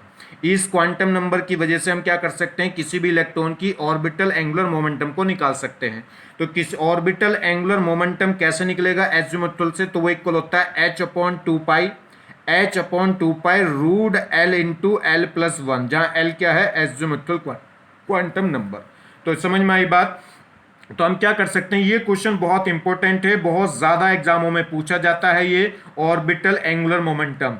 बस शब्द का ध्यान देना, ऑर्बिटल होना चाहिए। अगर वो पूछ ले ऑर्बिट एंगुलर मोमेंटम तो वो तो NH/2 होता है। किसी भी सेल का या किसी भी ऑर्बिट का एंगुलर मोमेंटम क्या होगा? इलेक्ट्रॉन कौन सी सेल में रिवॉल्व करते हैं? जिसका एंगुलर मोमेंटम h/2 का इंटीजर मल्टीपल हो। मतलब तो ऑर्बिटल एंगुलर मोमेंटम क्या हो जाएगा? अगर मैं ऑर्बिट एंगुलर मोमेंटम की बात करूं तो वो हो जाएगा NH/2, जहां n क्या होगा? Principal quantum number. मगर ये ऑर्बिटल नहीं पूछ रहा, और वो ऑर्बिट नहीं पूछ रहा, ऑर्बिटल पूछ रहा है। अगर ऑर्बिटल एंगुलर मोमेंटम पूछेगा तो वो होगा h/2 root l into l+1। और एक और बात ध्यान रखना, h/2 को हम क्या लिख सकते हैं? h बार। तो इसे ऐसे भी लिख सकता हूं, h बार इंटू l+1, जहां l क्या है? Azimuthal quantum number. एक बार बच्चे अक्सर गलती और करते हैं, l इंटू l+1 है, कुछ बच्चे पता नहीं 2 कहां से लिख देते हैं इसमें। चलिए,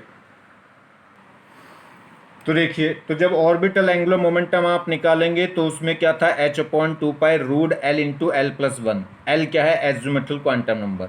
अगर s सब सेल देगा तो s सब सेल के लिए l की वैल्यू 0 रख देंगे। p सब सेल के लिए पूछेगा तो l की वैल्यू कितनी रख देंगे? उसमें 1। d सब सेल के लिए पूछेगा तो l की वैल्यू कितनी रख देंगे? 2। क्लियर हो गए? चलिए, अब बात करें थर्ड की। मैग्नेटिक क्वांटम नंबर m से दिखाते हैं, m या ml। ठीक, this quantum number tells about the filling of electron in a orbital. तो ये किसके बारे में बताता है? फिलिंग ऑफ इलेक्ट्रॉन किसमें? ऑर्बिटल में। जैसे एन बताता फिलिंग ऑफ इलेक्ट्रॉन किसमें? सेल में। एल क्या बताता? फिलिंग ऑफ इलेक्ट्रॉन इन सब सेल में। और ये किसमें बता रहा? ऑर्बिटल में। ऑर्बिटल में इलेक्ट्रॉन फिलिंग मतलब ये किसको बताता है? ऑर्बिटल को बताता है। तो this quantum number tells about the filling of electrons in a orbitals of a subshell. तो किसी भी सबसेल के ऑर्बिटल में इलेक्ट्रॉन कैसे फिल होंगे उसके बारे में बताता है। It also express orientation, direction. मैंने आपको बताया था ओरिएंटेशन मतलब डायरेक्शन। इस बात को भी बताता है कि जो 3D स्पेस है, ये इलेक्ट्रॉन क्लाउड है, उसकी डायरेक्शन क्या है। तो ये किसको बताता है? Express the orientation of the electron clouds in A particular direction in 3D space and also explain G-Mans and star effect, यानी कि G-Mans और star effect को भी क्या करता है? एक्सप्लेन करता है। तो जो M है वो क्या बताएगा? एक तो फिलिंग ऑफ इलेक्ट्रॉन्स किसमें? ऑर्बिटल में। किसकी? सबसेल की ऑर्बिटल में। और ओरिएंटेशन को मतलब इलेक्ट्रॉन क्लाउड की डायरेक्शन को किसमें? 3D स्पेस में। ठीक है। और क्या बताएगा? साथ में एक्सप्लेन करता है जीमेंस और स्टार इफेक्ट। जीमेन और स्टार इफेक्ट क्या होता है? जब भी कोई सेल क्या होती है? इलेक्ट्रिक, अगर मैग्नेटिक फील्ड में आ जाए तो उसे जीमेंस इफेक्ट बोलते हैं, और जो इलेक्ट्रिक फील्ड में आ जाए तो उसे क्या बोलते हैं? Star effect. इलेक्ट्रिक फील्ड या मैग्नेटिक फील्ड में आने से क्या हो जाते हैं? सेल के अंदर डिफरेंट एनर्जी लेवल ब्रेक क्या हो जाते हैं? स्प्लिट हो जाते हैं, जिसे क्या बोलते हैं? ऑर्बिटल्स, यानी कि इसे क्या बोलते हैं? जीमेंस इफेक्ट या स्टार इफेक्ट। चलिए, ये कह रहा है permitted value of m depend upon the value of l. M की क्या रेंज हो सकती है? एम की पॉसिबल वैल्यू क्या हो सकती है? वो डिपेंड करती है एल पे। कैसे? For any value of l, l की किसी भी एल की किसी भी वैल्यू के लिए permitted value of m, m कह लो या क्या कहो ऑर्बिटल, क्योंकि एम की एक वैल्यू एक ऑर्बिटल को रिप्रेजेंट करती है। तो एम की जो वैल्यू है एल के लिए कितनी होगी? माइनस एल से लेके कहां तक? प्लस एल तक, इंक्लूडेड विद जीरो। साथ में जीरो लेके चलेंगे। मतलब जैसे एल इजिकल टू जीरो है तो एम की वैल्यू होगी जीरो। अगर एल इजिकल टू वन है तो एम क्या होगा? Minus one, zero, plus one. अगर एल की वैल्यू टू है तो एम क्या हो सकता है? Minus two, minus one, zero, plus one, plus two. Clear होगी बात? तो टोटल नंबर ऑफ ऑर्बिटल्स, ये कह सकते हैं total number of possible value of m, वो किसी भी सब सेल के अंदर वो कितनी होंगी? 2l plus one. किसी भी सेल के अंदर कितनी ऑर्बिटल्स होती हैं? N square. और किसी भी सब सेल के अंदर कितनी ऑर्बिटल होंगी? वो होती है 2l प्लस वन। मतलब किसी भी सेल के अंदर m की पॉसिबल वैल्यू होती है एन स्क्वायर, और किसी भी सब सेल के अंदर m की पॉसिबल वैल्यू कितनी होती है? 2l plus one. चलिए, जैसे ये है नंबर ऑफ, ये है सेल नंबर, ये बता रहा है सब सेल, और ये बता रहा है ऑर्बिटल्स यानी कि m, और ये टोटल नंबर ऑफ इलेक्ट्रॉन्स। तो देखिए, अगर हमारे पास पहली सेल नंबर यानी कि n इजिकल टू कितना है? ये किसको रिप्रेजेंट कर रहा है? n को, ये l को, और ये m को। तो अगर हमारे पास सेल नंबर यानी कि n कितना है? 1। अगर n 1 है, n 1 है तो l क्या हो सकता है? सिर्फ जीरो, क्योंकि l की वैल्यू कहाँ से स्टार्ट होती है? जीरो से लेके कहाँ तक? n माइनस वन तक। तो अगर n 1 है तो l क्या होगा? सिर्फ जीरो होगा। तो अगर n 1 है तो l क्या हो सकता है? जीरो। और l जीरो का मतलब क्या है? s सब सेल। तो इसे कैसे नोटेशन करेंगे इस ऑर्बिटल को? तो सेल तो है पहली, और सब सेल कौन सी है? l इजिकल टू जीरो का मतलब s सब सेल। तो पहली सेल की s सब सेल है, तो इसे क्या लिखेंगे? 1s। क्लियर हो गई बात? और s सब सेल में कितनी ऑर्बिटल होती हैं जी? जब l जीरो है तो m भी क्या होगा? जीरो। तो m की एक ही वैल्यू आएगी, तो s सब सेल के अंदर एक ही ऑर्बिटल होगी, यानी कि m की वैल्यू कितनी होगी? 1। और एक ऑर्बिटल में मैक्सिमम इलेक्ट्रॉन कितने हो सकते हैं? 2, या कह लो s सब सेल में कितने इलेक्ट्रॉन हो सकते हैं? 2। तो इसमें पहली सेल में मैक्सिमम इलेक्ट्रॉन कितने आएंगे? 2 आएंगे। तो अगर n इजिकल टू 1 है तो l, तो पहली सेल में केवल क्या होगी? s सब सेल होगी, और s सब सेल में केवल एक ही ऑर्बिटल होती है, और एक ही ऑर्बिटल में मैक्सिमम कितने इलेक्ट्रॉन होंगे? 2। बात करें second shell, n is equal to 2 है। जब n इजिकल टू 2 है तो l क्या हो सकता है? या तो 0 हो सकता है या 1 हो सकता है। अगर 1 हुआ तो ये क्या होगा? अगर n क्या हुआ? l क्या हुआ? 0, तो इसका मतलब s सब सेल है। अगर l इजिकल टू 1 हुआ तो इसका मतलब क्या है? p सब सेल है। क्लियर? तो अगर सेकंड सेल है तो उसमें l क्या होगा? 0, या क्या होगा? 1 होगा। अब ये l 0 है तो इसका मतलब हो गया s सब सेल, और सेल कौन सी? सेकंड। तो ये क्या हो गई? 2s हो गई। l इजिकल टू 1 है तो 1 का मतलब है p सब सेल, मगर कौन सी सेल की? सेकंड सेल की। तो ये क्या हो गई? 2p। तो सेकंड सेल में दो सब सेल होंगी, 2s और 2p। चलिए, s में कितनी ऑर्बिटल्स होती हैं? एस में एस अगर एल इजिकल टू क्या है, एल इजिकल टू 1 है तो एम इजिकल टू क्या होगा, अगर एल इजिकल टू 0 तो एम इजिकल टू भी 0, तो मतलब एस सब सेल में एक ही ऑर्बिटल होगी। अगर एल इजिकल टू 1 है तो एम की वैल्यू क्या हो सकती है, -1 हो सकती है, 0 हो सकती है, और कितनी हो सकती है, +1। तो पी सब सेल्स के अंदर कितनी ऑर्बिटल होती हैं, 3, और एस सब सेल के अंदर कितनी ऑर्बिटल होगी, 1। तो टोटल ऑर्बिटल कितनी हो गई, 4 हो गई, 1 इसमें और 3 इसमें, तो कुल मिला के कितनी ऑर्बिटल हो गई, 4। यानी कि एम की टोटल पॉसिबल वैल्यू कितनी, टोटल ऑर्बिटल कितनी हो गई, 4। किसमें, सेकंड सेल में। तो सेकंड सेल में कितनी ऑर्बिटल हो सकती हैं, 4 हो सकती हैं। कौन, तो सेकंड सेल में सब सेल कितनी होंगी, 2, और ऑर्बिटल्स कितनी होंगी, 4, और इलेक्ट्रॉन कितने होंगे, 8। कैसे निकल रहा है ये फंडा, मैंने आपको बताया था किसी भी सेल में सब सेल क्या होती हैं, एन के इक्वल होती हैं। किसी भी सेल में ऑर्बिटल्स कितनी होंगी, एन स्क्वायर, और किसी भी सेल में इलेक्ट्रॉन क्या होंगे, 2n²। तो देखो उसी से निकल रहा है। तो अगर हम बात करें यहाँ से, सेल अगर 1 थी तो इसमें सब सेल भी कितनी होंगी, 1, और ऑर्बिटल्स भी कितनी होंगी, 1, और इलेक्ट्रॉन कितने हो जाएंगे, 2। क्योंकि ये किससे, अगर ये नंबर n है तो ये किससे आएगा, n से, और ये किससे आएगा, n² से, और ये किससे आएगा, 2n² से। तो अगर L इजिकल टू 2 है, L N इजिकल टू क्या दे दिया, 2, सेकंड सेल है, तो उसमें सेकंड सेल में कितनी सब सेल होंगी, 2 होंगी, और हो भी गई, देखो कौन कौन सी, 2s और 2p। और ऑर्बिटल्स कितनी हो जाएंगी, 2 का स्क्वायर कर दो यानी कि 4 ऑर्बिटल्स होंगी, और हो भी गई, देखो एक ऑर्बिटल 2s के अंदर और 3 ऑर्बिटल किसके अंदर, 2p के अंदर, क्योंकि p के अंदर 3 ऑर्बिटल होती हैं और s के अंदर 1 होती है। तो कितनी ऑर्बिटल हो गई, 4, और इलेक्ट्रॉन कितने हो जाएंगे इस ऑर्बिटल के, जस्ट डबल। जैसे बात करो थर्ड की, तो थर्ड सेल के अंदर कितनी सब सेल होंगी, अगर n जो नंबर n का होगा वही सब सेल का होगा। अगर n इजिकल टू 3 है तो सब सेल भी कितनी होंगी, 3। तो थर्ड सेल में कितनी सब सेल होंगी, 3, और ऑर्बिटल्स कितनी होंगी, 3 का स्क्वायर यानी कि n का स्क्वायर, तो 3 का स्क्वायर कितना हो जाएगा, 9। तो थर्ड सेल के अंदर कितनी सब सेल होंगी, 3, ऑर्बिटल्स कितनी होंगी, 9, और इलेक्ट्रॉन्स कितने हो जाएंगे, 9 का डबल हो जाएंगे, कितने, 18। कैसे हुई जरा सुनो, जब n इजिकल टू 3 है, n इजिकल टू 3 है तो l क्या होगा, या तो 0 होगा, या 1 होगा, या 2 होगा। जब l 0 है तो m सिर्फ 0 होगा। जब l 1 है तो m क्या हो सकता है, -1, 0 और +1। जब l क्या है, 2, तो m क्या हो सकता है, -2, -1, 0, +1, +2। तो अगर l 0 है तो m की वैल्यू 1, l इजिकल टू 1 है तो m की वैल्यू 3, l इजिकल टू 2 है तो m की वैल्यू कितनी आ गई, 5। तो टोटल जोड़िए, 1 और 3 कितना हो गया, 4, और 5 कितना हो गया, 9। तो थर्ड सेल के अंदर कितनी ऑर्बिटल हैं, कितनी सब सेल तो हो गई 3, देखो 3s, 3p, 3d, और ऑर्बिटल्स कितनी हो गई, 9, और टोटल इलेक्ट्रॉन कितने हो जाएंगे, 18। क्लियर हो गई बात।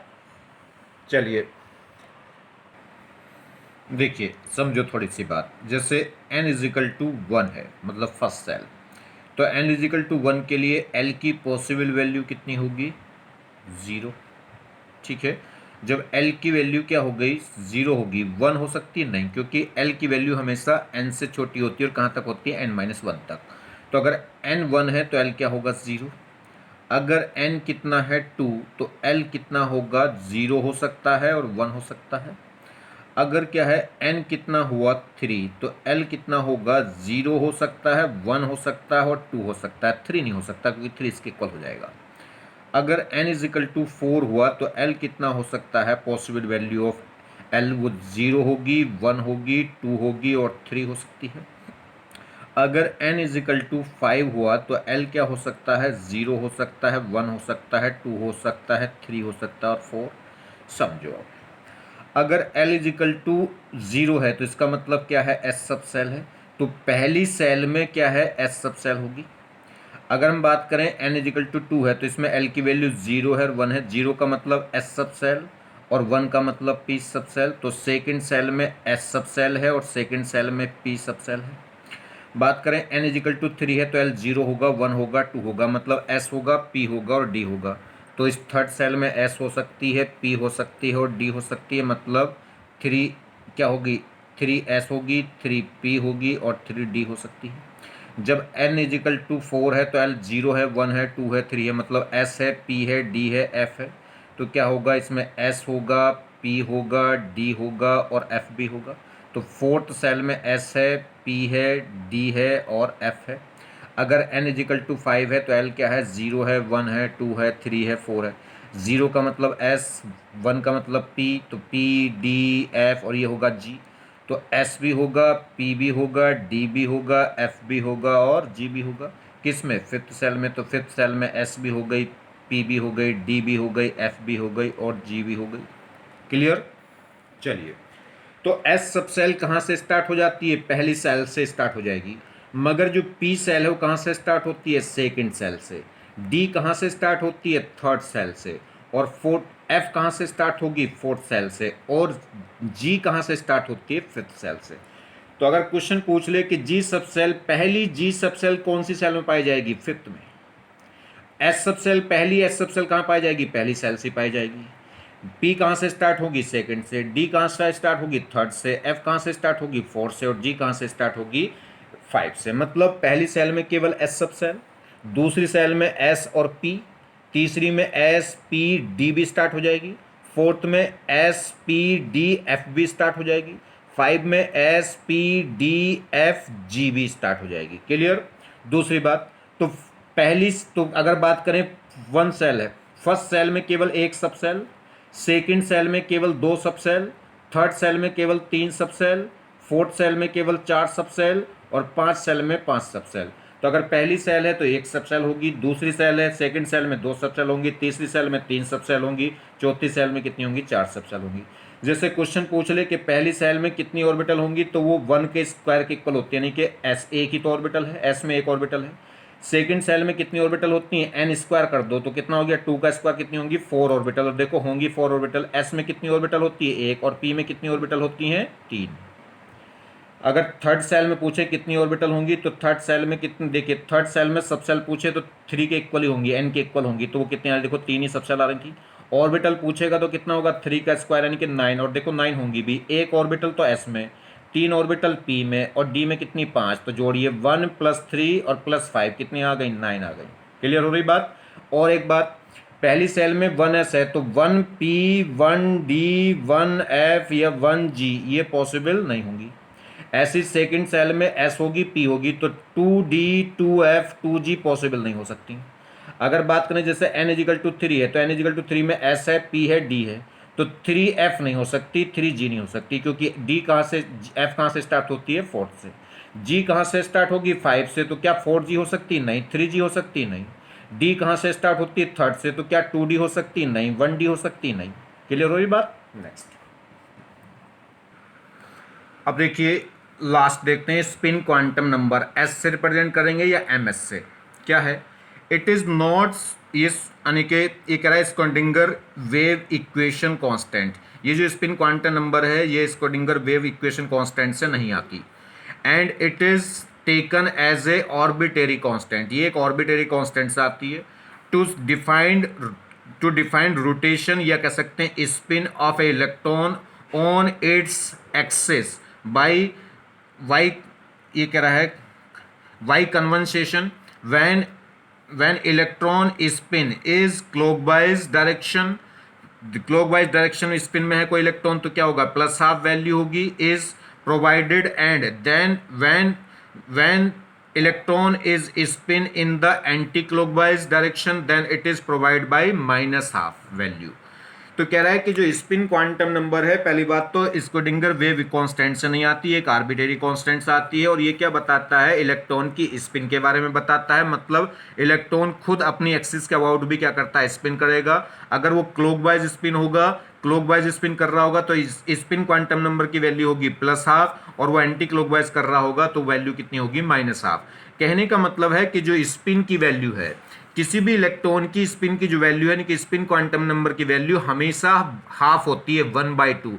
प्लस और माइनस तो सिर्फ डायरेक्शन को बताते हैं। प्लस का मतलब है एंटी क्लॉकवाइज और माइनस का मतलब है, प्लस का मतलब है क्लॉकवाइज और माइनस का मतलब है एंटी क्लॉकवाइज। अगर तो आपसे पूछे value off spin quantum number तो आप क्या बोलेंगे? हाफ।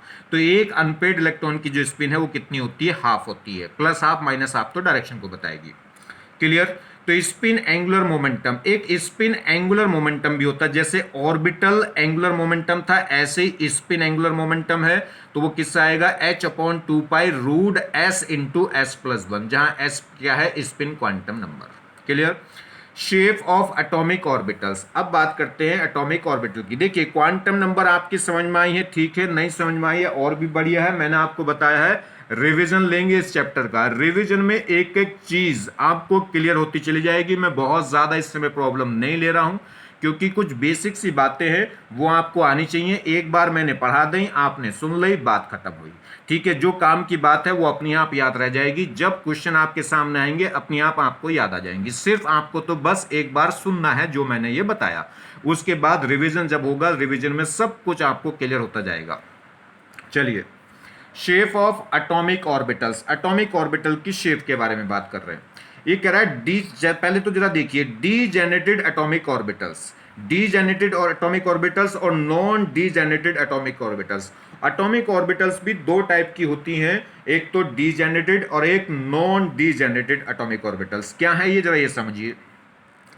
डीजेनेटेड एटॉमिक ऑर्बिटल्स, देखिए इनकी ये जो टर्म्स हैं बीच बीच में कहीं कहीं यूज होंगी। अब ये टर्म्स नॉर्मल बुकों में नहीं मिलती, इसलिए ये हमें आपको पढ़ानी पड़ रही बेसिक सी बातें।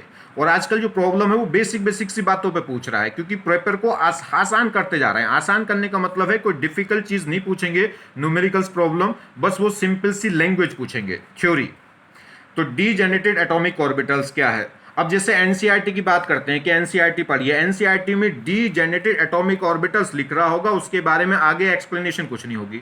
अब पढ़ लो डीजेनेटेड ऑर्बिटल्स, बस साहब हमने तो एनसीईआरटी से पढ़ लिया डीजेनेटेड ऑर्बिटल्स होती है, नॉन डीजेनेटेड ऑर्बिटल्स होती है। हमने पढ़ लिया संदीप है, मनदीप है, सोनू है, मोनू है, कौन रीना है, कौन टीना है, ये नहीं पता करोगे। ठीक है, चलिए तो देखिए तो कह रहा है डीजेनेटेड ऑर्बिटल्स के बारे में।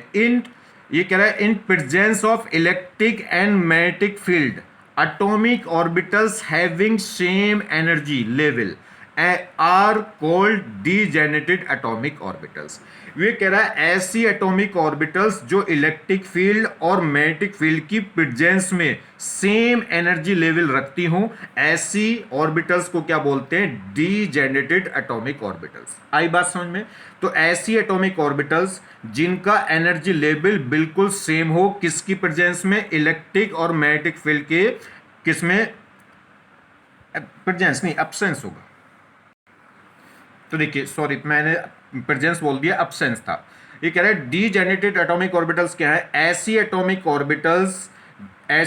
ऑर्बिटल्स डीजेनेटेड एटॉमिक ऑर्बिटल्स कहलाएंगी जिनका एनर्जी लेवल सेम हो, किसकी एब्सेंस में, किसके एब्सेंस में, इलेक्ट्रिक फील्ड और मैग्नेटिक फील्ड की एब्सेंस में। ये कह सकते हैं ऐसी एटॉमिक ऑर्बिटल जिनका इलेक्ट्रिक फील्ड, जिनका एनर्जी लेवल सेम हो बगैर इलेक्ट्रिक, यानी कि विदाउट इलेक्ट्रिक फील्ड, या कह सकते हैं विदाउट मैग्नेटिक फील्ड। ठीक, तो मैग्नेटिक और इलेक्ट्रिक फील्ड की एब्सेंस में ऐसी एटॉमिक ऑर्बिटल जिनका एनर्जी लेवल क्या हो, सेम हो, वो क्या कहलाती हैं, डीजेनेटेड ऑर्बिटल्स। तो डीजेनेटेड एटॉमिक ऑर्बिटल्स का मतलब हुआ ऐसी एटॉमिक ऑर्बिटल जिनका एनर्जी लेवल क्या हो, सेम हो, वो क्या कहलाएंगी, डीजेनेटेड एटॉमिक ऑर्बिटल्स। और एनर्जी लेवल भी सेम, किसमें, एब्सेंस ऑफ इलेक्ट्रिक और मैग्नेटिक फील्ड। जैसी इलेक्ट्रिक फील्ड या मैग्नेटिक फील्ड की प्रेजेंस होगी तो वो क्या कर देती है, ब्रेक कर देती है। चलिए, non degenerated atomic orbitals, atomic orbitals with different energy level are called non degenerated atomic orbitals. तो ऐसी एटॉमिक ऑर्बिटल जिनका एनर्जी डिफरेंस, जिनका एनर्जी लेवल सेम हो, वो कहलाएंगी डीजेनेटेड ऑर्बिटल्स, और जिनका एनर्जी लेवल सेम ना हो वो क्या कहलाएंगी, नॉन डीजेनेटेड ऑर्बिटल्स। मगर इलेक्ट्रिक फील्ड की प्रेजेंस नहीं होनी चाहिए, without electric field, without magnetic field. अगर इलेक्ट्रिक फील्ड या मैग्नेटिक फील्ड लगा दिया तो वहां जीमेंस इफेक्ट लग जाएगा या स्टार्च इफेक्ट लग जाएगा, जो क्या कर देंगे, इनके एनर्जी लेवल को अलग, डिफरेंट कर देते हैं। मतलब डीजेनेटेड ऑर्बिटल्स को भी क्या बना देंगे, नॉन डीजेनेटेड ऑर्बिटल्स बना देते हैं। तो ऐसी एटॉमिक ऑर्बिटल जिनकी एनर्जी लेवल सेम हो वो कहलाएंगी डीजेनेटेड्स, और जिनका एटॉमिक ऑर्बिटल सेम ना हो वो क्या कहलाएंगी, नॉन डीजेनेटेड्स, मगर किसकी एब्सेंस में, इलेक्ट्रिक और मैग्नेटिक फील्ड की एब्सेंस में। चलिए, जैसे ये हमारे पास 3s है और ये 3p है। ये 3s सब सेल है, मतलब ये एक s सब सेल है, कौन सी, थर्ड सेल की s सब सेल, ये थर्ड सेल की p सब सेल। s सब सेल में एक एटॉमिक ऑर्बिटल है और p सब सेल्स में कितनी एटॉमिक ऑर्बिटल होती हैं, 3, px, py, pz। ठीक है, चलिए, तो ये जो अगर हम बात करें इस थर्ड सेल की, जो p सब सेल हैं, इनकी एनर्जी बिल्कुल सेम लेवल पे होगी अगर इलेक्ट्रिक फील्ड और मैग्नेटिक फील्ड नहीं है तो। अगर इलेक्ट्रिक फील्ड और मैग्नेटिक फील्ड की एब्सेंस है तो इन तीनों ऑर्बिटल्स की एनर्जी बिल्कुल सेम होगी, तो ये क्या कहलाएंगी, डीजेनेटेड ऑर्बिटल्स। तो इस समय जो px, py, pz हैं वो क्या कहलाएंगी, डीजेनेटेड ऑर्बिटल्स। अगर इनकी बात करें तो 3p ऑर्बिटल्स और 3s की ऑर्बिटल्स, ये आपस में इनके दोनों का एनर्जी क्या है, डिफरेंट है, तो ये क्या कहलाएंगी, non degenerated atomic orbitals. Clear हो गई बात। तो 3s और 3p, 3s सबसेल की और 3p सबसेल की जो एटॉमिक ऑर्बिटल्स हैं वो उनके एनर्जी लेवल डिफरेंट है, तो वो क्या कहलाएंगी, नॉन डीजेनरेटेड एटॉमिक ऑर्बिटल्स। और 3p सबसेल की जो तीनों ऑर्बिटल्स हैं उनकी एनर्जी बिल्कुल एक लेवल पे है, तो ये कहलाएंगी डीजेनरेटेड ऑर्बिटल्स। मगर कब, जब इलेक्ट्रिक फील्ड और मैग्नेटिक फील्ड की एब्सेंस है, क्योंकि इलेक्ट्रिक फील्ड या मैग्नेटिक फील्ड की प्रेजेंस कर देंगे तो इन px py pz का लेवल भी, एनर्जी लेवल भी क्या हो जाता है, डिफरेंट हो जाता है, ब्रेक हो जाता है। तो देखिए बात करें शेप की, तो s orbitals, s orbital has the spherical shape. जो s ऑर्बिटल है उसका क्या होता है, जो शेप होती है, यानी कि जो इलेक्ट्रॉन क्लाउड होता है वो 3D स्पेस में कैसा होता है, स्फेरिकल, बिल्कुल एक बॉल की तरह, ठीक है। तो ये सेंटर होगा इसका, तो ये पूरा क्या है, ये स्पेस हो गया 3D स्पेस जहां पे इलेक्ट्रॉन पाया जा सकता है, इसे क्या बोलते हैं, लॉब। तो ऐसा स्पेस जहां जहां इलेक्ट्रॉन पाया जा सकता है उन्हें बोलते हैं लॉब। तो एस सबसेल्स में पहली बात तो एक ही लोब है और वो कैसा है, स्पेरिकल, तो इसकी जो शेप है वो क्या हो गई, स्पेरिकल हो गई। आप एक्स एक्सिस से देख लो, वाई एक्सिस से देख लो, जेड एक्सिस से, मतलब तीनों एक्सिस के अबाउट क्या होगी, ये सिमेट्रिकल होगी। तो ये कैसी ऑर्बिटल, इसकी तो एस ऑर्बिटल की शेप कैसी हो गई, स्पेरिकल। और इसमें कितना लोब होता है, एक लोब, मतलब वो स्पेस जहां पे इलेक्ट्रॉन पाया जा सकता हो उसे बोलते हैं लोब। तो इसमें एक ही लोब है, ये कैसा लोब है, स्पेरिकल लोब। तो इसकी शेप हो गई स्पेरिकल, इसमें एक लोब है, और ये कैसी है, नॉन डायरेक्शनल ऑर्बिटल है। नॉन डायरेक्शनल मतलब इसकी जो शेप है वो स्पेरिकल है, मतलब तीनों एक्सिस के अबाउट क्या है, सिमेट्रिकल है। आप किसी भी साइड से इसको देखो, बॉल को किसी भी साइड से देखो एक जैसी दिखाई देगी। तो ये क्या है, नॉन डायरेक्शनल। तो एक ही ऑर्बिटल ऐसी होती है जो नॉन डायरेक्शनल होती है, मतलब इलेक्ट्रॉनों का जो क्लाउड्स है बिल्कुल सिमेट्रिकली डिस्ट्रीब्यूट है 3D एक्सिस में। तो ये क्या है, सिमेट्रिकल ऑर्बिटल्स है। और कैसी शेप है इसकी, स्पेरिकल, लोब कितना है इसमें, 1। और इसमें जो फेस है सब, इसे इसका फेस कैसे भी ले सकते हैं आप, प्लस भी ले सकते हैं और माइनस भी। ऑर्बिटल के अंदर ये साइन लिखे होते हैं प्लस प्लस के या माइनस माइनस के, इसे बोलते हैं फेस। ये वेव से समझ में आएगा, क्योंकि इलेक्ट्रॉन किस फॉर्म में रहता है, वेव की फॉर्म में। और वेव में दो फेस होते हैं, एक प्लस और एक माइनस। तो एक अप फेस और एक डाउन, यानी कि ये क्या कहलाते हैं, प्लस माइनस, यहाँ चार्ज नहीं है, फेस बताते हैं। तो इसमें आप क्या कर सकते हैं, एस ऑर्बिटल में कोई सा भी फेस लग सकते हैं, तो प्लस प्लस ले सकते हैं या माइनस माइनस। और एक खास बात, एक होता है नोडल प्लेन। नोडल प्लेन क्या होता है, ऐसा कोई भी प्लेन जो इसमें, ऐसा कोई प्लेन जिस पे इलेक्ट्रॉन के पाए जाने की प्रोबेबिलिटी यानी कि क्या हो, जीरो हो, तो वो क्या कहलाता है, वो कहलाता है नोडल प्लेन। तो ऑर्बिटल में से ऐसा 3D स्पेस में से, जहां ऑर्बिटल क्या है, वो 3D स्पेस जहां पे इलेक्ट्रॉनों की पाए जाने की प्रोबेबिलिटी मोर हो, मैक्सिमम हो, वो कहलाता है ऑर्बिटल। ऐसा 3D स्पेस में से कोई ऐसा प्लेन पास हो जाए जिस पे इलेक्ट्रॉन की प्रोबेबिलिटी क्या हो, इलेक्ट्रॉन के फाइंडिंग पॉसिबिलिटी क्या हो, जीरो हो, उसे बोलते हैं नोडल प्लेन। तो इसमें ये तीनों एक्सिस में 3 डायमेंशनल में क्या है, सिमेट्रिकल है। तो इसमें कोई भी ऐसा प्लेन नहीं आएगा जो क्या हो जाए, नोडल प्लेन हो जाए, मतलब जिस पे इलेक्ट्रॉन की पाए जाने की संभावना क्या हो, जीरो हो। तो इसमें नोडल प्लेन क्या होगा, जीरो। अब ध्यान रखिए, इस ऑर्बिटल को क्या बोलते हैं, इस एस ऑर्बिटल को क्या बोलते हैं, यूजी। यूजी क्या है, ये ग्रेड और अनग्रेड ऑर्बिटल होती हैं। ऑर्बिटल्स के बीच में भी एक और डिफरेंस होता है, ग्रेडेड, एक ग्रेड ऑर्बिटल्स और एक अनग्रेड। तो ग्रेड और अनग्रेड ऑर्बिटल क्या होती हैं, मैं आपको बता दूं। जिस भी ऑर्बिटल्स में नंबर ऑफ नोडल प्लेन क्या हो, इवन हो, अगर even number of nodal plane हो रहे हैं तो वो ग्रेड ऑर्बिटल्स कहलाती है, और जिसमें odd number of nodal plane हो वो क्या कहलाती है, अनग्रेड कहलाती है। तो अब इवन नंबर हो या फिर जीरो हो, साथ में जीरो भी, यानी कि जीरो नंबर को भी किस में लेके चलेंगे, इवन नंबर में। तो इसमें नोडल प्लेन कितने हैं, जीरो है, और जीरो है किसका मतलब इवन है, और इवन है तो इसे क्या बोलेंगे, ग्रेड। ठीक है, तो इसे फाई तो क्या हो गया, ये तो फंक्शन हो गया किसका, वेव का, मतलब कोई वेव है, और किस कैसी है, ग्रेडेड वाली, ग्रेड वेव है। चलिए, तो S orbital can have positive और या negative face of amplitude of electron wave. और इलेक्ट्रॉन वेव का जो एम्पलीट्यूड है वो किससे दिखाएंगे, फाई से, और वो कैसा कहलाएगा, ग्रेड कहलाएगा। ग्रेड मतलब इसके अंदर कोई भी, इसके अंदर जो नोडल प्लेन है वो कैसे है, इवन, और फिलहाल इवन कितना है, जीरो है। चलिए, तो इसका ये फेस हो गया इस टाइप से, प्लस और ये माइनस। प्लस माइनस फेस क्या होता है, जैसे अप एक ऊपर जा रहा है, एक नीचे, मतलब वैल्यू बढ़ रही है कि घट रही है, मतलब प्लस में बढ़ रही है कि नेगेटिव में, उसे बोलते हैं फेस। तो ये ऊपर वाला प्लस फेस हो गया पॉजिटिव, नीचे वाला फेस हो गया माइनस। तो प्लस माइनस का मतलब है अपोजिट फेस, अगर ये लेफ्ट है तो वो राइट है। चलिए, P orbitals has the dumbbell shape. P orbitals की जो शेप है वो डम्बेल होती है। पी सब सेल में तीन ऑर्बिटल होती हैं, तीनों ऑर्बिटल होती हैं, अलग अलग नाम है, p x, p y, p z, मगर तीनों की शेप कैसी होती है? डम्बेल। अगर जो डम्बेल है उसकी एक्सिस एक्स एक्सिस का लॉन्ग है तो क्या कहलाएगी? P x. अगर डम्बेल की जो एक्सिस है वाई एक्सिस का लॉन्ग है तो क्या कहलाएगी? P y. और अगर जो पी सब सेल यानी कि जो डम्बेल है उसकी एक्सिस जेड एक्सिस का लॉन्ग है तो वो क्या कहलाएगी? P z. ये +1 -1 0 1 क्या लिख रहा है? क्योंकि एल के पी ऑर्बिटल के लिए एल की वैल्यू कितनी होती है? 1। और जब एल 1 होगा तो एम की पॉसिबल वैल्यू कितनी होंगी? एम की जो पॉसिबल वैल्यू है -1 0 +1। तो एल इजिकल पी सब सेल के लिए एल की वैल्यू होती है 1 और एल की वैल्यू 1 का मतलब एम की वैल्यू कितनी होंगी? 3 -1 0 +1। तो एम की पॉसिबल वैल्यू 3 आ रही है। इसका मतलब क्या है कि पी सब सेल के अंदर 3 ऑर्बिटल होती है। तो एक -1 वाली, एक 0 वाली और एक +1 वाली। चलिए पी एक्स ऑर्बिटल की बात कर लें।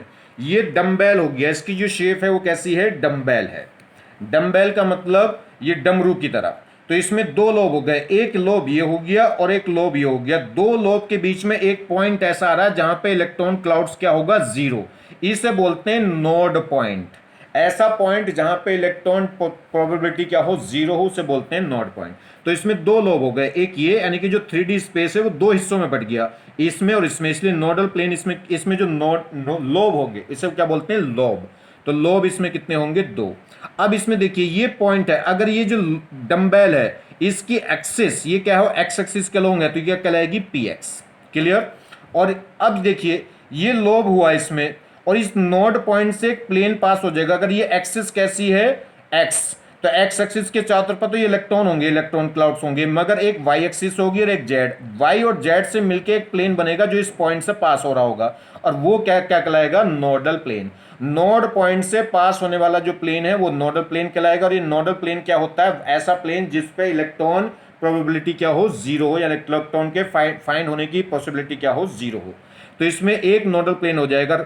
अगर ये पी एक्स है, पी एक्स का मतलब है कि जो एक्सिस है ऑर्बिटल्स की, लोब की, डम्बेल की जो एक्सिस है वो एक्स एक्सिस है, तो जो लोब होगा वो किस, जो नोडल प्लेन होगा किससे बना होगा? वाई और जेड से। तो पी एक्स में एक लोब होगा कौन सा? वाई और जेड वाला। अगर एक्स एक्सिस में है तो इसमें लोब होगा वाई जेड। जैसे अगर एक्स में लोब पूछूं तो वो वाई जेड वाला होगा, पी वाई में लोब पूछूंगा तो कैसा होगा? एक्स और जेड वाला। अगर पी जेड में लोब पूछूंगा तो कैसा होगा? एक्स वाई वाला। मतलब जोन सी ऑर्बिटल में पूछ रहे हैं तो उससे दूसरी जो दो एक्सिस से मिलकर जो प्लेन बनेगा वो नोडल प्लेन होगा। तो ध्यान दीजिए, तो पी ऑर्बिटल की जो शेप हुई डम्बेल हुई, इसमें लोब कितने हो गए? 2। नोडल प्लेन कितना आ गया? 1। एक का मतलब ओड, और ओड है तो कैसी कहलाएगी? ये अनग्रेड। ठीक है, even number of lobe, even number of nodal plane है तो क्या कहलाएगा? ग्रेड, और odd number of nodal plane है तो क्या कहलाएगा? अनग्रेड। और ये px है तो px का मतलब एक्स एक्सिस, इसकी जो एक्सिस हो गई, सिमेट्रिक ऑफ एक्सिस हो गई, वो क्या हो गई? एक्स। मतलब जो इलेक्ट्रॉन क्लाउड है वो किस एक्सिस के अबाउट होगा? एक्स एक्सिस के अबाउट। तो जो नोडल प्लेन है वो किससे बनेगा? बाकी जो दो एक्सिस बनेंगी उनसे मिलकर जो एक प्लेन बनेगा वो क्या कहलाएगा? Nodal plane. तो इसमें एक नोडल प्लेन होगा किसमें? px में। और कौन सा होगा वो? वाई और जेड प्लेन। उस प्लेन का नाम क्या होगा? Y z plane. तो देखिए नोडल प्लेन, तो नोडल प्लेन क्या हो गया? Plane where probability of electron is 0 and must passes through the nucleus, यानी कि न्यूक्लियस जैसा, यानी कि न्यूक्लियस जैसे न्यूक्लियस में इलेक्ट्रॉन की पॉसिबिलिटी क्या होती है? 0 होती है। तो ऐसा प्लेन जिसपे इलेक्ट्रॉन प्रोबेबिलिटी क्या हो? 0 हो, एंड मस्ट पास यानी कि मस्ट पजेस थ्रू द यानी कि न्यूक्लियस, जो न्यूक्लियस से क्या हो रहा हो? पास हो रहा हो। जो न्यूक्लियस से पास हो रहा हो, न्यूक्लियस से पास मतलब नोड पॉइंट से पास हो रहा हो। नोड पॉइंट मतलब ऐसा पॉइंट जहां इलेक्ट्रॉन क्या हो? 0 हो। तो ऐसा नोड पॉइंट क्या हो सकता है? न्यूक्लियस ही होता है। जैसे पी वाई ऑर्बिटल की बात कर लें तो पी ऑर्बिटल है तो शेप तो क्या होगी? डम्बेल होगी। अगर ये क्या है? वाई एक्सिस के अलोंग है तो क्या कहलाएगी? P y. तो अब इसमें एक्स एक्स जो इलेक्ट्रॉनों का क्लाउड्स हो गया वो तो किसके एक्सिस के अबाउट हो गया? वाई एक्सिस के अबाउट। तो जो नोडल प्लेन होगा वो बाकी जो दो एक्सिस बनेगी कौन सी? एक्स और जेड। तो एक्स जेड से मिलके जो प्लेन होगा जो इसके नोड पॉइंट से पास होगा यानी कि न्यूक्लियस से पास होगा वो क्या कहलाएगा? Nodal plane. और इस प्लेन का नाम क्या होगा? एक्स जेड प्लेन, क्योंकि एक्स और जेड से मिलके बना हुआ है। एक प्लेन है तो क्या कहलाएगी? ये अनग्रेड, क्योंकि ऑड नंबर ऑफ प्लेन है तो अनग्रेड। ऐसी पी जेड, अगर ये जो लोब है, ये जो एक्सिस है, अगर ये किसके लॉन्ग हो जाए? अगर ये किसके लॉन्ग हो जाए? जेड एक्सिस के लॉन्ग, तो ये कहलाएगी पी जेड, ठीक। और इसमें जो नोडल प्लेन बनेगा वो किससे बनेगा, एक्स और वाई से। तो इसमें एक नोडल प्लेन होगा जो इस नोड पॉइंट से पास होगा और उसका नाम क्या होगा, एक्स वाई प्लेन। एक नोडल प्लेन है तो ये भी क्या कहलाएगी, अनग्रेड, ठीक है। और कितने लोब होंगे, तो ध्यान रखिए एस सबसेल की शेप क्या थी, स्पेरिकल, एक लोब था, नोडल प्लेन क्या था, जीरो, तो कैसी थी, ग्रेडेड थी। पी ऑर्बिटल की शेप कैसी है, डम्बेल, ठीक है। और उसमें कितना नोडल प्लेन है, एक। अगर पी एक्स है तो नोडल प्लेन क्या होगा, वाई जेड। अगर पी वाई है तो नोडल प्लेन होगा एक्स जेड। और अगर पी जेड है तो नोडल प्लेन क्या होगा, नोडल प्लेन हो जाएगा एक्स वाई। और पी की शेप हो गई डम्बेल, तो इसमें कितने लोब हुए, दो, एक लोब ये, एक लोब ये, ठीक है। और ये कैसी है, डायरेक्शनल है, मतलब जो इलेक्ट्रॉनों का क्लाउड है वो पर्टिकुलर डायरेक्शन में है, या तो एक्स एक्सिस में है, या वाई एक्सिस में है, या जेड एक्सिस में है, ठीक है। मगर जो एस ऑर्बिटल थी वो स्पेरिकल थी, यानी कि 3 डायमेंशन सिमेट्रिकल थी, तीनों एक्सिस के अबाउट, तो इसलिए वो कैसी थी, नॉन डायरेक्शनल ऑर्बिटल है। और ये कैसी है, डायरेक्शनल है, क्योंकि इनमें जो इलेक्ट्रॉन क्लाउड्स है वो एक पर्टिकुलर एक्सिस के अबाउट है। नेक्स्ट, जैसे ये कह रहा है 1p 2d 3f subshell never exist, बिल्कुल सही बात है। p सबसेल कहाँ से स्टार्ट होती है, सेकंड सेल से, तो फर्स्ट सेल में p नहीं हो सकती। d कहाँ से स्टार्ट होती है, थर्ड सेल से, इसलिए 2d नहीं हो सकती। f कहाँ से स्टार्ट होती है, फोर्थ सेल से, तो इसलिए थर्ड सेल में f सबसेल नहीं हो सकती। चलिए d ऑर्बिटल की बात करें। d ऑर्बिटल का जो शेप है वो डबल डम्बेल होता है, दो डमरू होते हैं उसमें। तो D orbitals has double dumbbell shape. क्या है जी, डी ऑर्बिटल्स, डी सबसेल्स में कितनी ऑर्बिटल होती हैं, 5। क्यों, क्योंकि डी के लिए एल की वैल्यू कितनी होगी, 2, तो एम की वैल्यू कितनी हो जाएगी, -2 -1 0 +1 +2। तो कितनी ऑर्बिटल पॉसिबल है डी सबसेल्स में, 5 ऑर्बिटल। नाम भी इनका है d x y y z z x. देखो एक्स वाई ले लिया, फिर वाई जेड ले लिया, फिर जेड एक्स ले लिया, और फिर नेक्स्ट है x square minus y square, और एक है डी जेड स्क्वायर। तो d x y, d y z, d z x, 3 तो ये हो गई, और 2 ये हैं d x square minus y square, और एक डी जेड स्क्वायर। ये जो शुरू की 3 है, x y y z z x, ये कैसी हैं, नॉन एक्सियल सेट हैं। ये एक्सियल नहीं है, मतलब नॉन एक्सियल सेट हैं। इन्हें बोलते हैं T2G। ये आप कोऑर्डिनेशन कंपाउंड में पढ़ेंगे, या जिसने पढ़ लिया होगा वो देख लेंगे, ठीक है। कोऑर्डिनेशन कंपाउंड मैंने डाल दिया। और ये क्या है, ये कहलाती है एक्सियल सेट। तो डी सबसेल्स के अंदर जो 5 ऑर्बिटल होती हैं उनमें से 3 ऑर्बिटल होती हैं एक्सियल, 2 ऑर्बिटल तो होती हैं एक्सियल, और 3 होती हैं नॉन एक्सियल। इन एक्सियल वाली को बोलते हैं T2G, और नॉन एक्सियल वाली को बोलते हैं T2G, और एक्सियल वाली को बोलते हैं EG। ये स्पेक्ट्रोस्कोपी सिंबल्स है, ठीक है। चलिए, इसको मतलब जब इलेक्ट्रिक फील्ड या मैग्नेटिक फील्ड लगाते हैं तो ये 2 लेवल में ब्रेक हो जाती हैं। एक लेवल को बोलते हैं T2G और एक को बोलते हैं EG। चलिए, तो ये कह रहा है electron density is rich between the axis. ये खुद तो एक्सियल है नहीं, एक्सियल नहीं है, तो ये कह रहा है जो इलेक्ट्रॉन डेंसिटी है वो रिच होगी, यानी कि अधिक होगी, किसमें, बिटवीन द एक्सिस, एक्सिस के बीच में, एक्सिस के अलोंग नहीं होगी। इलेक्ट्रॉन डेंसिटी मैक्सिमम कहाँ होगी, एक्सिस के बीच में होगी, ना कि अलोंग द एक्सिस। ये एक्सियल सेट है, एक्सियल सेट है, तो यहाँ पे जो इलेक्ट्रॉन डेंसिटी है वो एक्सिस के अलोंग ज्यादा होगी। तो यहाँ पे जो होगी electron density is rich along the axis, तो यहाँ पे जो इलेक्ट्रॉन डेंसिटी है वो एक्सिस के अलोंग ज्यादा होगी, और इसमें क्या होगी, एक्सिस के बीच में होगी, एक्सिस पर नहीं होगी। चलिए, जैसे डी एक्स वाई ऑर्बिटल, ये डबल डम्बेल शेप होती है, ये जी 2 डम्बेल हो गए, ठीक। अगर ये क्या है, किसके थ्रू है, ये एक्स और वाई। अगर ये एक्स और वाई ऑर्बिटल पे है डबल डम्बेल, तो ये क्या लाएगा, डी एक्स वाई। एक्स और वाई ऑर्बिटल में ये डबल डम्बेल है, तो क्या कहलाएगा, ये डी एक्स वाई। अगर ये वाई और जेड में हो जाए तो क्या कहलाएगा, वाई जेड, और जेड एक्स में हो जाए तो जेड एक्स कहलाएगा। अब जैसे ही कौन सी ऑर्बिटल है, डी एक्स और वाई है, क्योंकि एक्स और वाई ऑर्बिटल के बीच में ये डम्बेल बन रहा है, तो क्या कहलाएगा, डी एक्स वाई हो गई। अब इसमें कितने लोब बनेंगे, 2 बनेंगे। देखिए इस नोड पॉइंट से, एक तो ये एक्स और ऊपर होगी जेड, एक्स और जेड से मिलकर एक प्लेन बनेगा, ये ऐसे ही वाई और एक ऊपर होगा जेड, तो इसमें 2 प्लेन आएंगे, एक तो एक्स जेड के साथ और एक वाई जेड के साथ। मतलब जोन सी भी 2 ऑर्बिटल हैं, जैसे डी एक्स वाई है तो डी एक्स वाई में 2 नोडल प्लेन होंगे, कौन कौन से, एक तो एक्स जेड के साथ और एक वाई जेड के साथ, ठीक है। तो इसमें कितने लोब हैं, इसकी शेप है कैसी, डबल डम्बेल, और इसमें लोब कितने हैं, इसमें लोब है 4, 1 2 3 4, और नोडल प्लेन कितने हैं, 2। और कौन से नाम बता सकते हो उसका, अगर एक्स वाई है तो एक्स वाई, अगर डी एक्स वाई है तो जो तीसरी ऑर्बिटल बची, उस तीसरी ऑर्बिटल का तीसरी ऑर्बिटल के दो लोब बनेंगे, एक वाई के साथ और एक एक्स के साथ। तो एक एक्स जेड, एक तो एक्स जेड हो गया और एक वाई जेड प्लेन हो गया। तो इसमें दो नोडल प्लेन हो गए, दो का मतलब इवन, और इवन है तो कैसी हो जाएगी, ग्रेड। तो ये ऑर्बिटल कैसी कहलाएंगी, ग्रेड कहलाएंगी। क्लियर होगी बात। चलिए अब ध्यान रखिए, इसमें जो फेस है, प्लस के सामने वाला प्लस और माइनस के सामने वाला माइनस, चाहे आप इसको प्लस मान लो चाहे इस वाले को प्लस मान लो, इससे कोई फर्क नहीं पड़ेगा।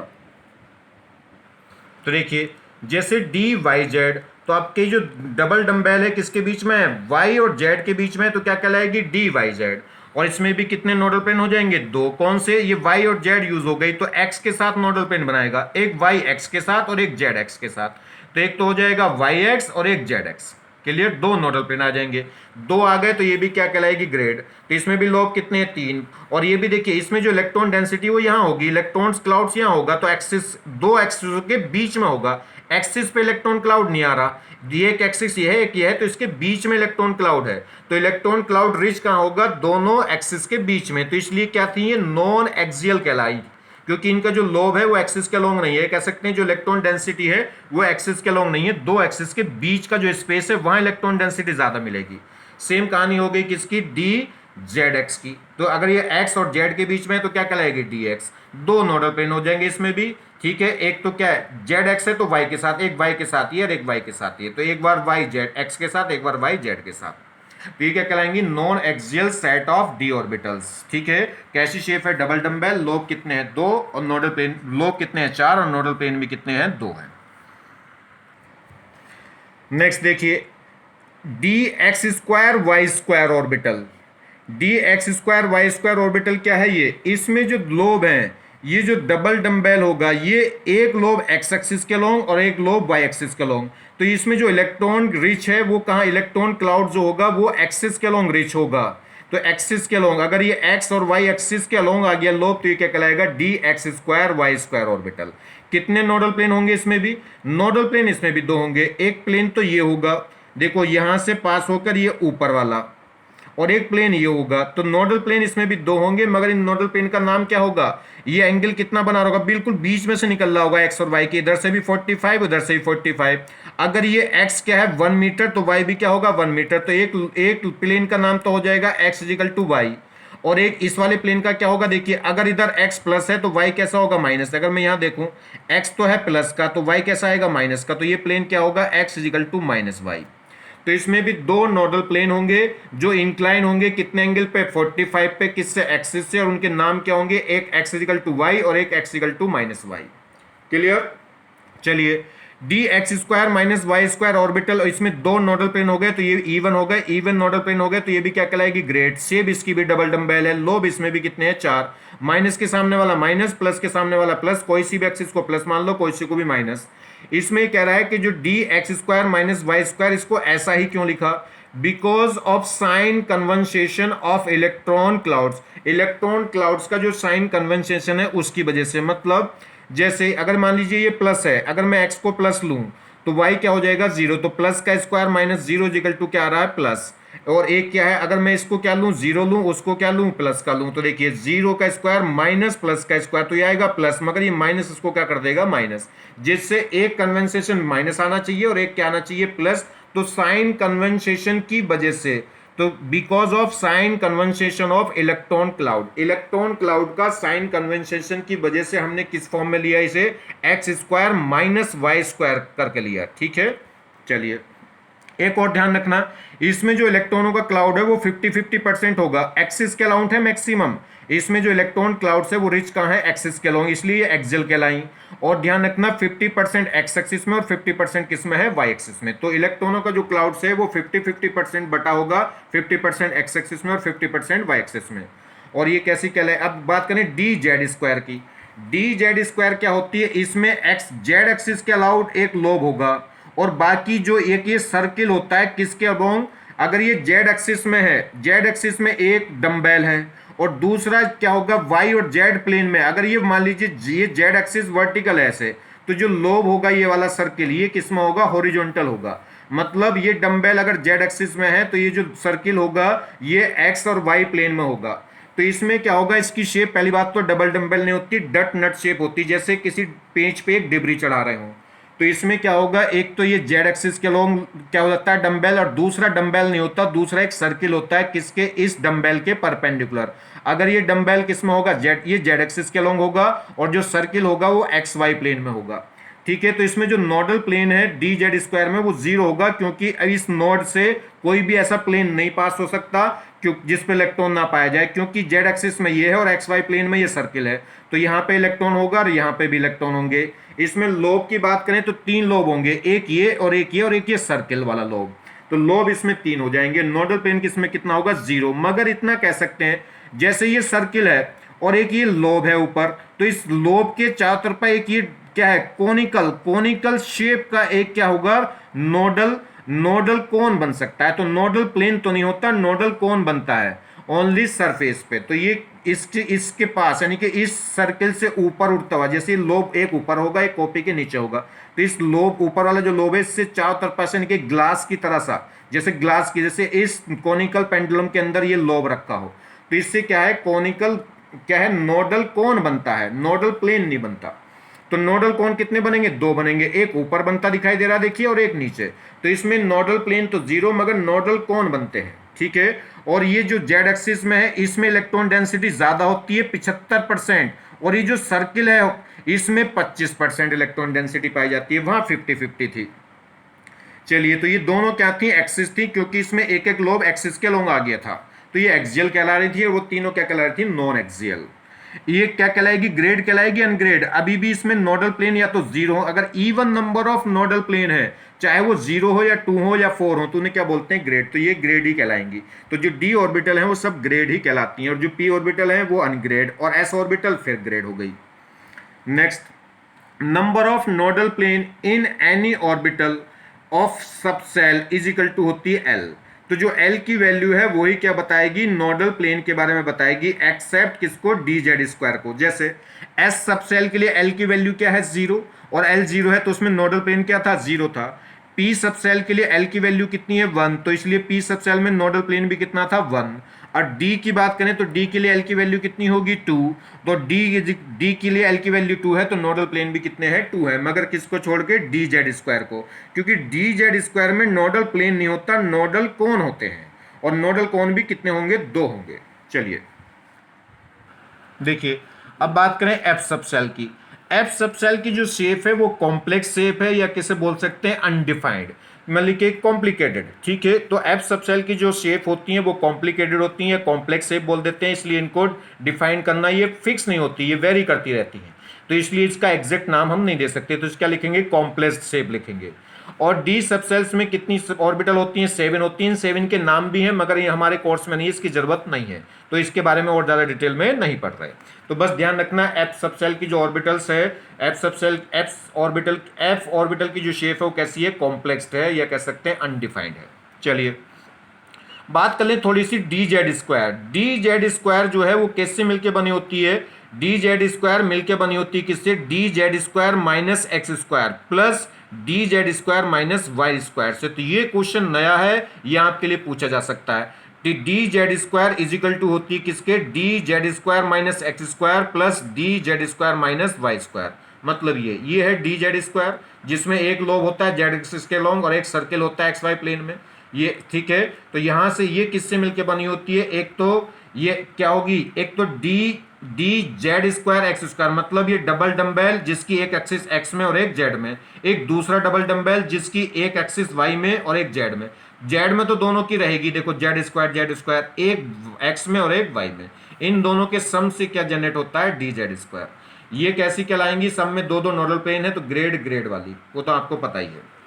चलिए, तो ग्रेड ऑर्बिटल यानी कि साई जी, ग्रेड ऑर्बिटल किसे बोलते हैं, हैविंग इवन नंबर या जीरो, इवन नंबर और या zero number of nodal plane. तो जिस ऑर्बिटल में number of nodal plane even हो या जीरो हो वो क्या कहलाएगी, ग्रेड ऑर्बिटल। अनग्रेड ऑर्बिटल क्या है, यानी कि साई म्यू से दिखाते हैं, ठीक है। तो इसे क्या लिखेंगे, ये कहलाएगी orbital having odd number of nodal plane. तो जिसमें क्या है, नंबर ऑफ नोडल प्लेन क्या हो, ऑड, उसे क्या बोलेंगे, अनग्रेड। और जिसमें even number of nodal plane हो या जीरो हो उसे क्या बोलते हैं, ग्रेड।